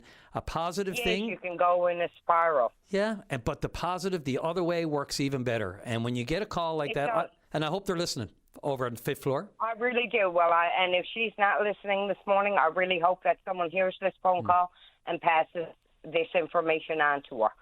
Because, like I said, it's just not enough positivity right now. Everything is negative, and we need some more positivity in our healthcare system. I could not agree more, to be honest, totally honest with you. Look, I appreciate the phone call. These bouquets, I was mentioning earlier off top of the show, I've got an open line song written that we may well play on Friday, may even perform it here, and there's a whole line in there about bouquets and bricks. I would love to hear that song. Okay, we'll put you in the category of you want to hear it. And yeah, absolutely. And the more we hear... And I also read your book. Oh, okay, so you know the significance and the serendipity that's going on here. Absolutely, yeah. Christy, I appreciate the call. Last thing, were the elevators working when you were over to St. Clair's the other day? No, they are still using the service elevators, but they had mentioned that they're still working, trying to get them up and running. But I got to say, that runs smoothly as well, because they do have someone there that when you walk into the main entrance will let you know that the main elevators are out of service, and they do direct you to the service elevators. Well, let's hope that can get fixed up running too. That's not the staff's fault either. No, exactly. Christy, I really appreciate the call. We need more of them. Thanks a lot. Thank you very much. Have a great day. You too. Thank you. All right, Greg, let's take that news and back with the final hour for Monday the 4th. May the 4th be with you right after the break. This is VOCM Open Line on the VOCM Big Land FM radio network. And welcome back to Open Line for this Monday. Just following up couple of emails there regarding roundabouts again. And this one's Chris. The overpass, this is my buddy Chris LeDrew, maybe it is.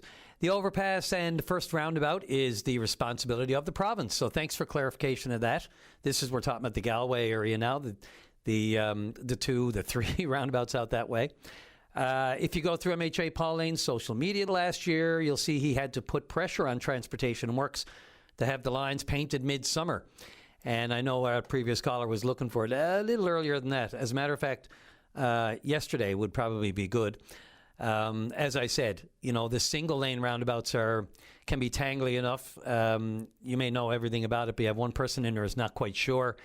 It all goes off the rails. And without lines and a double, like the one there as well by Sobeys out in Paradise, same thing, there's a double there. And you're not supposed to change lanes when you get in the roundabout, too, just as a little heads up. And, the other rules that go with it, just while I'm on it, yield to all traffic that's already in the circle, of course. So if it's already coming, you got to wait for it.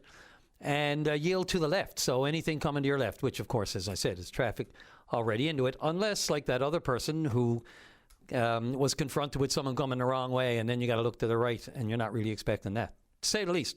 And one other quick response to an email regarding the Aging Well at Home grant. That's the NLH Services grant.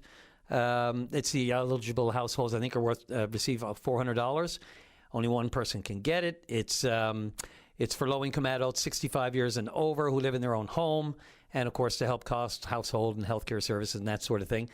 Emailer is wondering if anyone has heard when it's coming out. They say in a recorded phone message, this person said it'll take 6 weeks.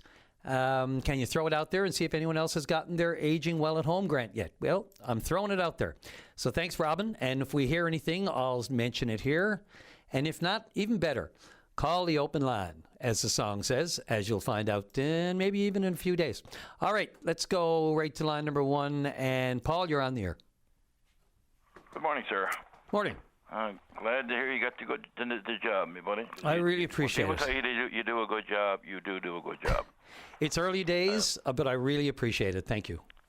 I just want to mention now about the new Waterford Hospital. Another complaint. But you get them occasionally. A friend of mine, actually, she went up to the Waterford last night. She's autistic, Brian, but every now and again she'll have like suicidal thoughts. So of course they'll take her by the police, or the ambulance might bring her in. And it's not the first time she's been there, to the old one and the new one. But she'll go in there and then she'll be there for a few hours, and she'll only see a nurse, and then they'll send her back home again. And I said, well, don't they do anything for you? Do you see a doctor at all? No, just a nurse. And well, what do they do for you at all?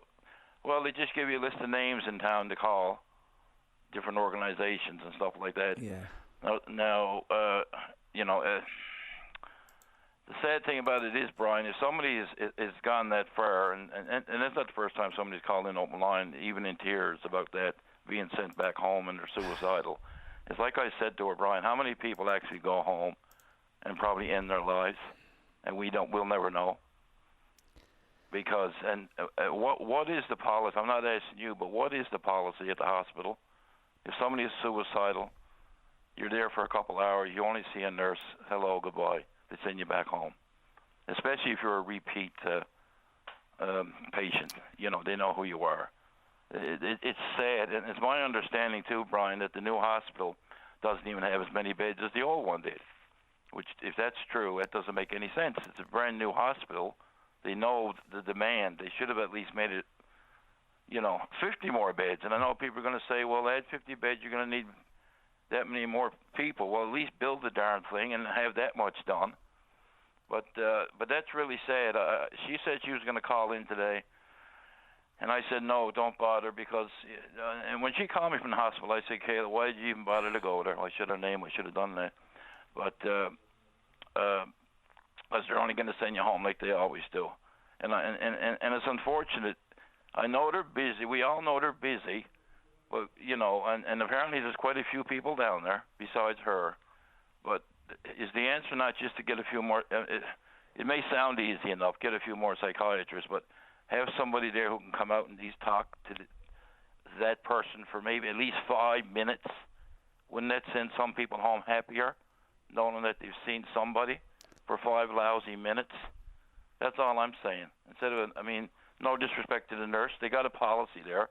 In my opinion, it's stupid. If you want to commit suicide, and people go to the extremes, Brian. I'll tell you where I live. I live on Pasadena Crescent. Mm-hmm. And there a couple of years ago, there was a young fellow out there, and he was going to set himself on fire. The cops, the ambulance, the fire trucks were out there with their hoses all ready to go. And the cops telling him to put down the gas can. And he did eventually, but he had to rush him and get the can from him. That's the extreme that people go to try to get in to the Waterford, and now the new Waterford. Yeah, Paul, you said, just 5 minutes. It's, however long it takes to feel like someone actually gives a damn, and cares about the unbelievably horrible, horrific situation you're in where you're considering ending your life. I grew up next to the old Waterford Hospital. I wrote a damn book about it, and I never talk about it much. I put it out there. It was something that I just wanted to get off my chest. Never even it was never even almost meant to be published. But I grew up around patients all my life, right next door, physically right next door to the Waterford. And talking with the doctors in the day, so much has changed and so much hasn't. And I go back to what the woman was talking about earlier. We had a call for a bouquet for people at St. Clair's. Again, this isn't about the staff. It really isn't. I mean, when you're in that realm of mental health, you're not in there punching a clock, watching the time go by. You're in there to do good, to help, and you can't do it if you're not supported. And I know what you're saying. So many calls, so many people come up to me right in the courtroom after a court case and will say, this is, basically exactly what you just told me. They make the effort, as hard as it is, to go to that hospital and tell people that you're no longer in control of yourself. And, the bravado of men or the sensitivity of people or whatever, people have to overcome that to come to grips with what they're going through. And that's just the people who can come to grips with it. They have the self-awareness that they know they're in trouble. And if you don't get there and find that first point of contact that somebody actually cares, you're absolutely right. That can be what pushes you over the edge. And it's a horrific reality. But even with the best care, that exists. And so, we know the staffing challenges, and we know the not just staffing in general, but especially this kind of expertise. And you said it, it's not like just let's go grab a few psychiatrists. It takes more than psychiatrists, much more. Yeah, I know, but this is not the first time she's been there and gone to the hospital to try to get some kind of help. She's been involved with the court system as well, and she's hoping that eventually, eventually down the road, if she's going to be charged, for God's sake, this is her speaking now, put me in the hospital to get some kind of psychiatric assessment done. Now, she is autistic right now, and I know that treats everybody differently, but she is occasionally she's suicidal. Other than that, she's happy as gold, Brian. And she's really, but it's frustrating when you go. It boggles the mind. But I know everything is involved, the staffing, and there's a lot of people. She said there was a lot of people there waiting to get in. The police were bringing people in while she was there. They're all sitting in the waiting room to see somebody, and it's pretty much all for naught. You just have to go back home again. I know when she used to go down to the old Waterford, it was the same situation. Sometimes they give her a tuna sandwich or something while she's waiting, and that's what it boiled down to. I said, "Well, did they at least give you a tuna sandwich?" "Oh yeah, I got that much out of it." But it's just a reoccurring cycle. It's like there's no end to it. It's like she needs to get psychiatric help, and hundreds of more people in the province do too. I know, and I don't know what the answer is, Brian. I will tell you this, at least, and they do have, and great work with Mark Rushy and Peter Ralph and these people who established the mental health court that there is in the province. It's an alternative justice system where for people who are, clinically been determined to be at risk and are in the throes of mental health issues, and they're dealt with differently and more appropriately. And the bricks and mortar side of it, a new hospital was never going to solve the mental health crisis that we all. No, but they should have made it a bit bigger, Brian. I know, and that Sorry, go ahead. No, but that's what I'm saying. I mean, I know it's going to cost more money, but I mean, they know there's a lot of people waiting to get in. At least, apparently now a couple of years ago she had been down to the Waterford for a week, but she told me they put her on one of the wrong wards. So they never even hardly looked at her at all. It's like, hello, you're here for a week. It's almost like a vacation, then you're gone again. Oh, my God. And you don't need anything that makes it feel like you're not being cured or they don't care. That's what I told her last night. I said, what's the point? You're only going to come back home again. And I called her later on that night, and going home again, waiting for the bus. What, did they do anything for you? Well, a nurse saw me, and she gave me a list of numbers to call in town. It can be so. She's probably got 90% of them numbers anyway, Brian. The despair is real. And well, like I say, how many people go home, Brian, and end up, you know what I'm saying? Yeah. Because Paul, of that reason, right? Only because of the time. Time is not my friend on this show, especially when we're into these sensitive. Buddy, you can appreciate it, right? And it's always on my conscience that, you get into these, I just don't want to completely exit from such a sensitive conversation, but the clock and the bosses tell me I'd have to. But Paul, listen, the most important part is you made the call, and these calls have to be made. People are listening. Whatever it does, every little bit helps, right? Yeah, well, I hope so, me buddy. And I wish she was going to call in, but I figure I'd call in for her. But hopefully, Brian, something will be done for many people as well, my friend. Absolutely, Paul. Thank you, Brian. I appreciate the call, and she is welcome to call as well. Absolutely. Yeah, she may go down the road, my buddy. She may very well. All right, Thank Paul. you. Good luck with it all. Take care. Okay, Greg, let's take a break. We're coming up to the 11:30 hour, and we got a few calls in the queue, but we're always looking for more, so we'll be right back with Dennis after the break. This is VOCM Open Line on the VOCM Big Land FM radio network. And welcome back to the show. Let's see, follow up, a little bit of housekeeping just to get done here. A few emails on the Aging at Home grant. Yes, Aging Well at Home. So a couple of callers, or a couple of emailers, I should say. I wish you were callers, but, feel free to give us a jingle too. Yes, I have received my money about 4 weeks ago, and it did take 6 weeks. So there's one emailer, and the other messages me to say, as for the Aging Well grant, I applied back in January and received my $400 check at the end of March.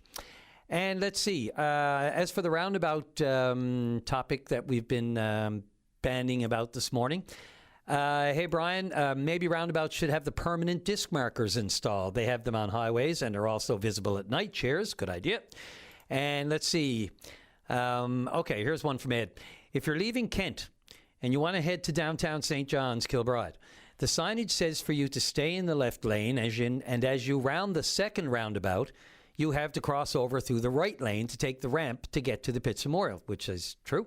As you said, you shouldn't have to cross over a lane, not supposed to, in a roundabout, but this sign tells you to do so. By the way, congratulations and thanks very much. And let's see, one more I got. Just heard the host of the show say that drivers are not supposed to change lanes within a roundabout.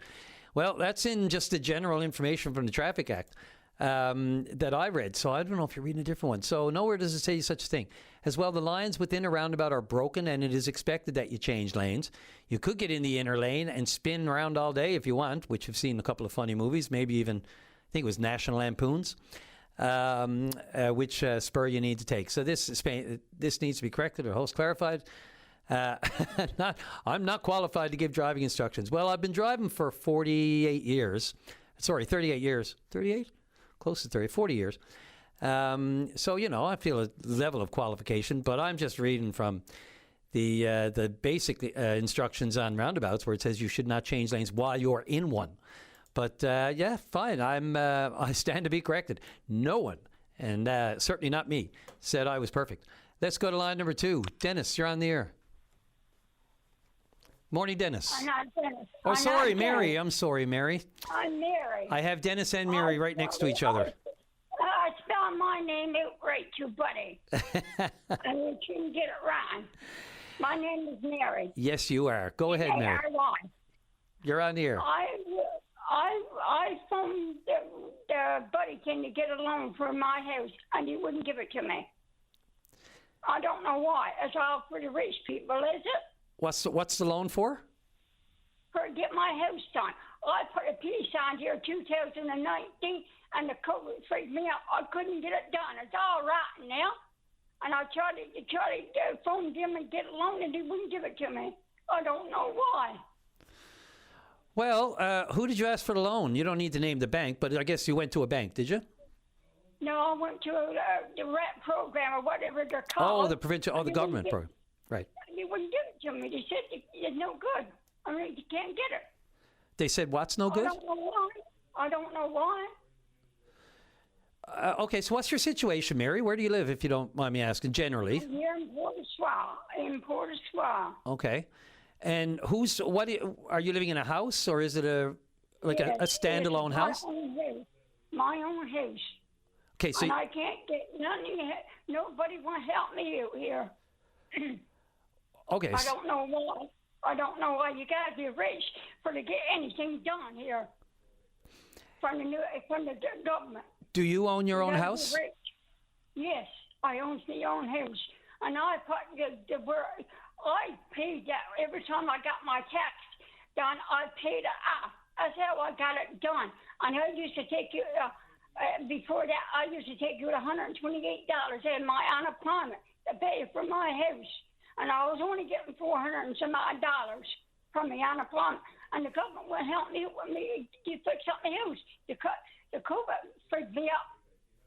I can't get nobody to help me. What do you want done with the house? I want to get it fixed up.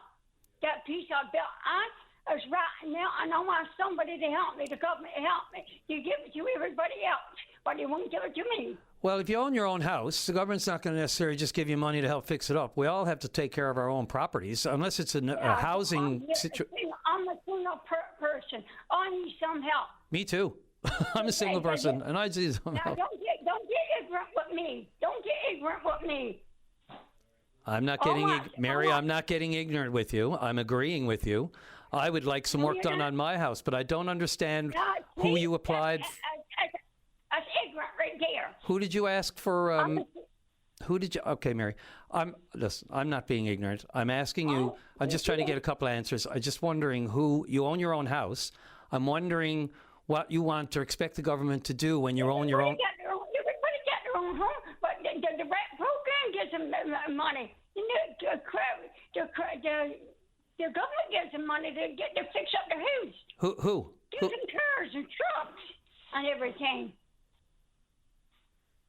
I want something. I'm not going to vote for nobody else if he comes here, and I vote until I get something done here. Who's your MHA, Mary? Have you been in touch with them? I don't know who it is. You're Port au Choix, so you're on the Northern Peninsula. Yeah. Port au Choix. So is it, I don't know. I mean, I'm not going to guess. I know the MHA's up that area. They don't do nothing for you. Why vote for them? They don't do nothing for you. I'm just wondering. Now, I know somebody's going to tell me real quick. But you don't know your MHA offhand, do you? Have you gone through your MHA just to see what you might be eligible for? Did you come down to Nancy? Well, it could be Andrea Barber up that way. I'm just not sure 100%. I say that because, maybe someone can help me. If I say one thing, I'll get corrected real quick. But I just want to be clear. If you go through your MHA and just find out what you might be eligible for, there are programs out there, like when it comes to... Pardon? The Canada pension now. How much did raise we got on that? The Canada pension. Somebody said this was 75 cents or 74 cents. $74. So this year's maximum pensionable earnings is $74. $74. That's not very much anyway. $74. Well, 74,600. So that would be the maximum pensionable earnings you could get. Your base contribution is like 5%. Yep. Sorry. Go ahead. I only get 190. That's nothing. You can't get nothing out of that. Can't get a boy pack of condoms, sure. Mary, I would really advise you, though, if you could find out just simply who your MHA is and see what you might be eligible for your house, I appreciate it. I mean, look. I was talking to Barbara. Okay. And what'd she say? And she did nothing. Then she gave me a number for somebody else. Well, and I couldn't get through. She should be the one to be able to. She should be the one to be able to help you, direct you, or at least someone staff in her office, if that's your MHA. You don't want nothing to do with us, that poor Schwab crowd. So you're saying she has something just against the Port au Choix crowd? I don't know, but you won't do nothing for us. I'm talking to the government too. You won't do nothing for us. For us as in the community, or you personally with your house? For my house and for everybody else. Okay. Well, we'll have to ask Minister Barber or the MHA for the area when we get him a chance if they... Everybody got a house built, but he gets help. Some people get help to fix up their house. I agree. And I can't. I agree. I agree with you. And if you can, and the government has those answers. I don't have any access to all your financial situation, so I can't say what you'd be eligible for, what programs you'd be eligible for. But if your MHA doesn't help you and doesn't at least direct you in the right area and give you a yes or no what you might be eligible for, because you could be eligible for something. But if they can't help you, then you call me back and then we'll call them out. And we'll get them on the show and ask them why they didn't help you. How's that? Sound good? Mary, you still there? You're showing still. Greg, is Mary I still have her on the line here. Yeah, don't be ignorant with me. You know something. I'm here. Why are you can getting hear on with me. Mary? Excuse me. That's enough calling me ignorant, okay? I'm not an ignorant person, and my... I'm not. Okay, well, you did a couple of times, and I'm having enough. That's enough of it, okay? I'm trying to help you, okay? I really am, genuinely. Sorry. I have no reason at all to be ignorant towards you. Yes. I'm trying to help you. Definitely. But as I said, if your MHA doesn't help you, if nobody gets back to you, let me know. We'll find your MHA, and then we'll put the questions right to them, okay? Okay. Okay, God love you. Take care. Yeah. Okay. Talk to you soon. Okay, bye. Right at the break, Greg, let's take that break. Come back with Sheila O'Leary, the MHA for St. John's East Kitty Vitty. We're going to talk some heritage and politics right after the break. This is VOCM Open Line on the VOCM Big Land FM radio network. And welcome back to the show. Right to line number 3. And Sheila O'Leary, the MHA for St. John's East Kitty Vitty. NDP MHA, I should say. You're on the air. Oh, wonderful. And Brian, congratulations. Congratulations. I'm delighted for you. I'm delighted for the public. You're a great person to have a conversation with and to vet all kinds of the public needs and issues. So congrats. Sheila, I thank you very much. Really appreciate it. Okay. Well, what are we chatting about today? Well, I noticed you might have had some involvement with a few heritage issues. And, look, you have some history with this. You know how the heritage bylaw works in the city of St. John's. You know how it works, period. All the ins and outs, the process of votes, how just how the system runs. So you have some unique insight here because, a lot of time in municipal politics, we have these issues come up and you don't, it feels very much like there's a consensus at City Hall. They're all together and they're going to make sure that even though they may have some rumblings in the background, when they come out, they're going to come out as a united front. We haven't necessarily seen it on this one. Certainly some division in ranks, close votes on heritage. Right. Let's talk first about the battery. It boggles the mind for me that we'd even want, I'm going to say it, but we'd even want to go down this road. We have very few of these beautiful historic places left in our city. Exactly. And we talk about Water Street. Oh, my God. I lived in the Battery for several years. Go ahead. Yeah, no. So changing hats. Of course, Yes. as people may remember, of course, I've been on council for 14. I was on city council for 14 years, deputy mayor for 2 terms, a long-time advocate for heritage and retaining our historic significance. And I still have managed to have some hairs left in my head. I don't know how, but. It really has been a tough sell, I have to tell you, to try to get to the point of actually conserving and protecting heritage buildings, historic sites. This has been an ongoing issue. And, I can list a stream of them, an arm long, from Bryn Mawr property on New Cove Road to Shaw Street to right now we have the former convent on Margaret's Place, boarded up. Again, another property waiting for demolition by neglect. It's an extremely frustrating process to deal with the heritage regulations as they sit right now. Brian, I was just looking back through some of my notes here. The battery, first of all, if we're going to talk about the battery itself, the Battery Development Guideline Study was done in 2004 by PHB Group and Track Consulting. This has been bandied around for a long time, and we're not really seeing any improvements. And that's the problem, is that we're not, the legislation that the city has is not doing what it needs to do in order to preserve the properties. So specifically, now, of course, I have a new hat now. I have the grand privilege of having the confidence of the public to represent as MHA for St. John's East Kitty Vitty, which, of course, is the same thing. I still have to represent those constituents in the Battery who have major concerns with what is being proposed right now. And of course, working with my colleagues across the waters, I'm a collaborator. I want to continue to work with people. But what has happened, what is being proposed there is it's completely unacceptable for a number of reasons. It is one of the most iconic areas in our city, the gateway to the city of St. John's. And that's not just about the townies. Let's be very clear on this. the city of St. John's is the capital city of this beautiful province of ours. And it really is the gateway to our tourism industry. Not only are we talking about people's neighborhood and that kind of thing, because obviously local residents deserve to have a voice, and those are constituents that want to have their voice heard, with no public engagement slated yet, is my understanding. And that can happen. It's not a requirement, but it can happen. So I did write a letter to council asking that they consider having a public engagement on this particular development in Limeville. And for those who don't know, this is an incredible historic property that really, if you go to Signal Hill, if you go to the trail, at the beginning of the Battery, it really is an iconic area, and it was formerly called Limeville.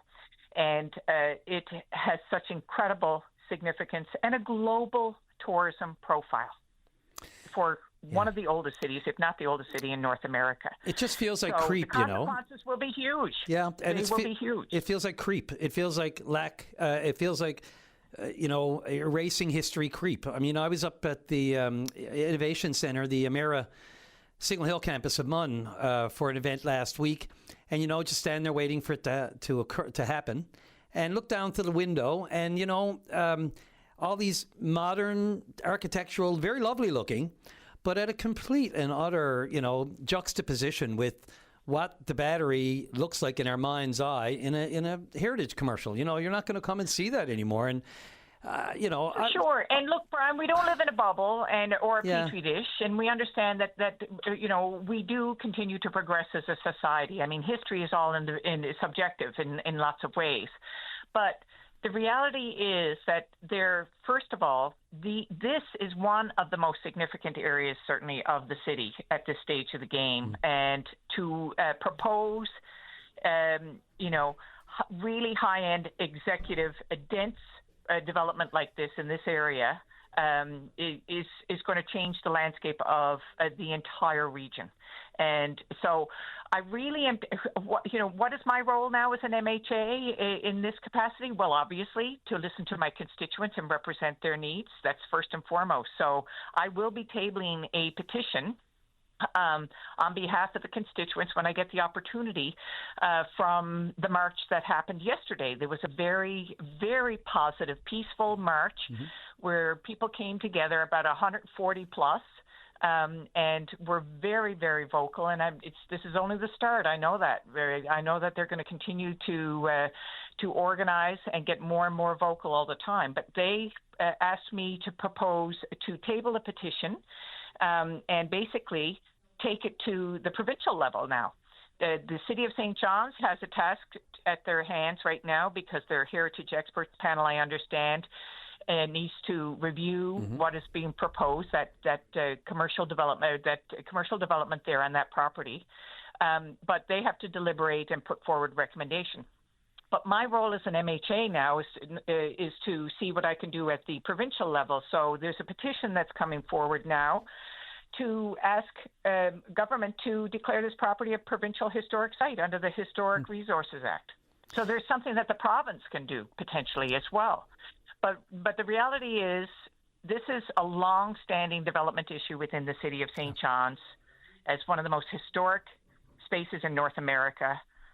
It is terrible that we are still in this position, that we are still watching historic properties and heritage areas just fall off the radar, one after the other, after the other, after the other. And something has to shift. Yeah, and just to be clear, this is not simple. It's not easy. There's fine lines between what's, just black and white, what's worth preserving and what's not. I mean, when you look at the age, and they have to be assessed, and it's not just the land, it's not just the property. Sometimes it's more the structure that's on the property. And in the case of Limeville, when you look at the trees, and I mean, look, one of the first places I love to see crocuses in the spring is that property. When I walk Signal Hill, I walk there and I always see the crocuses first time of the year, and I go, oh, it's beautiful. And the trees and everything there. I'm sorry. I mean, I'm a sentimentalist and I'm a heritage guy, and I live down there, and I hate to see it go too. But I understand too what the city is up against. And absolutely, it's private property. We understand that. And the cost. But this is. Yeah. But the reality is that we have to start getting ahead of all of these issues. So now we're in a crisis point with that particular property, which will have incredibly negative impacts on the tourism industry, Destination St. John's, Hospitality Newfoundland and Labrador. These are organizations that are killing themselves to ensure that the world stage is brought to our province, and so that tourism operators can continue to grow and thrive and make a living. Because this is all about human resource. This is about supporting our workers here in our province, as well as conserving and protecting the built heritage environment and the beauties of the environment. But this is, let's be honest, this is economy. This is economics. It all flows. And, we just have not been smart enough about it at this stage of the game. And so my ask to the city early on was to engage with the public on this. Let's have a brainstorm. Let people have their say and have a discussion, because they do have the option to have a public engagement opportunity. Now, what they do with all of that is certainly within the purvey of the council.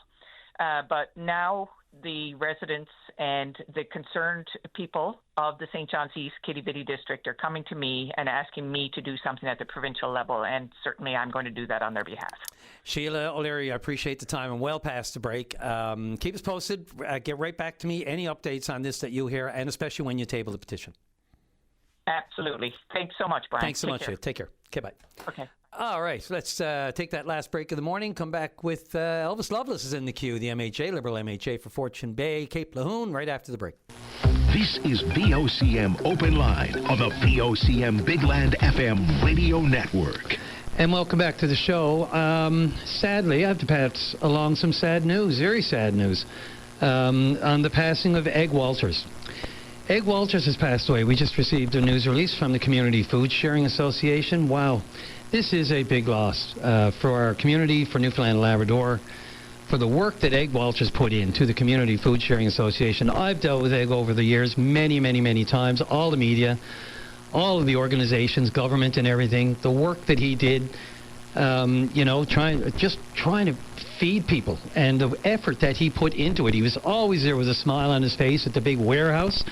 I used to have a great time. It would drive him nuts, but I would joke with him about anyone named Egg was meant for food sharing. But, joking aside, I'm really saddened to see this today, and I'm sure the VOCM newsroom will have something up online shortly. But this is just breaking now that Egg Walters, the former head of the Community Food Sharing Association, his family, and the association is sharing news of his passing yesterday, surrounded by loved ones at home. Wow.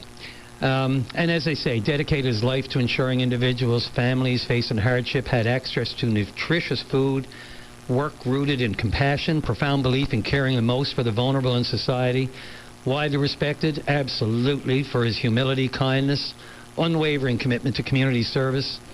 And they're absolutely right. His legacy lives on in the countless lives he touched, and the stronger, more compassionate province he helped build.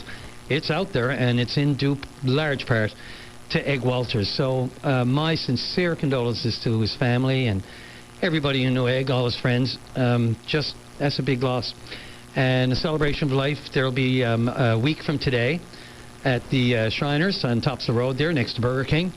And that'll be an afternoon thing, but I'm sure we'll be talking more and more about that as the days go on. Wow, big loss. We'll be talking about Egg in the days to come for sure. Let's take our last caller for the morning. Elvis Lovelace, the MHA for Fortune Bay. Cape Lahoon, you're on the air.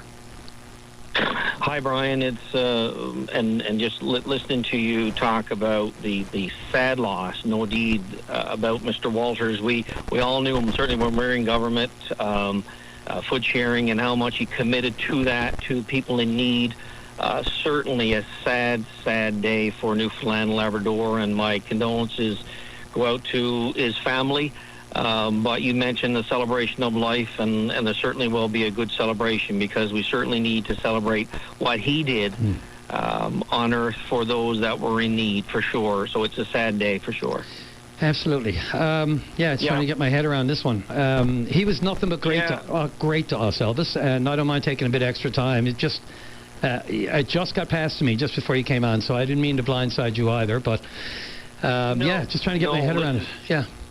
Yeah, no, absolutely not. And listen, take the necessary time, and because my call, I'll be calling in more often now that you're the official host. But again, I'm sure there will be lots more chats and tributes to Mr. Walters. So, but Brian, congratulations to you for sure, and I do look forward to some good conversations on issues of importance to my district and certainly to the province for sure. But I also like to say, even though we're talking about a sad moment, but we'll also talk about... No, absolutely. Go ahead, a proud moment, I guess, in Alex Newhook.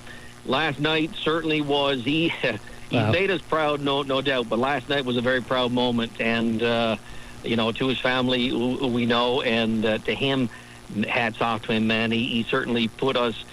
we were already on the map, but when it came being a big Habs fan, I'm always a Newfoundland and Labrador fan, and certainly a fan of Alex Newhook and all Newfoundlanders that play in the NHL. So hats off to him. Just incredible, right? Him coming at there was one camera angle where after he scored, he came right to the glass and he came right into your living room, and the smile on his face, I tell you, and the mob. Yeah, and then to see the Bell Center, which no game there. It was as raucous and as awe-inspiring as it could ever be. And to see what he did for all of us last night by scoring that goal, just, anything that makes us feel great these days, by Elvis, I'm all in. Yeah, me too, Brian, me too. So, Brian, I don't know in terms of time. There's not a lot of time left. But I hate to say it, but I got about a minute and a half.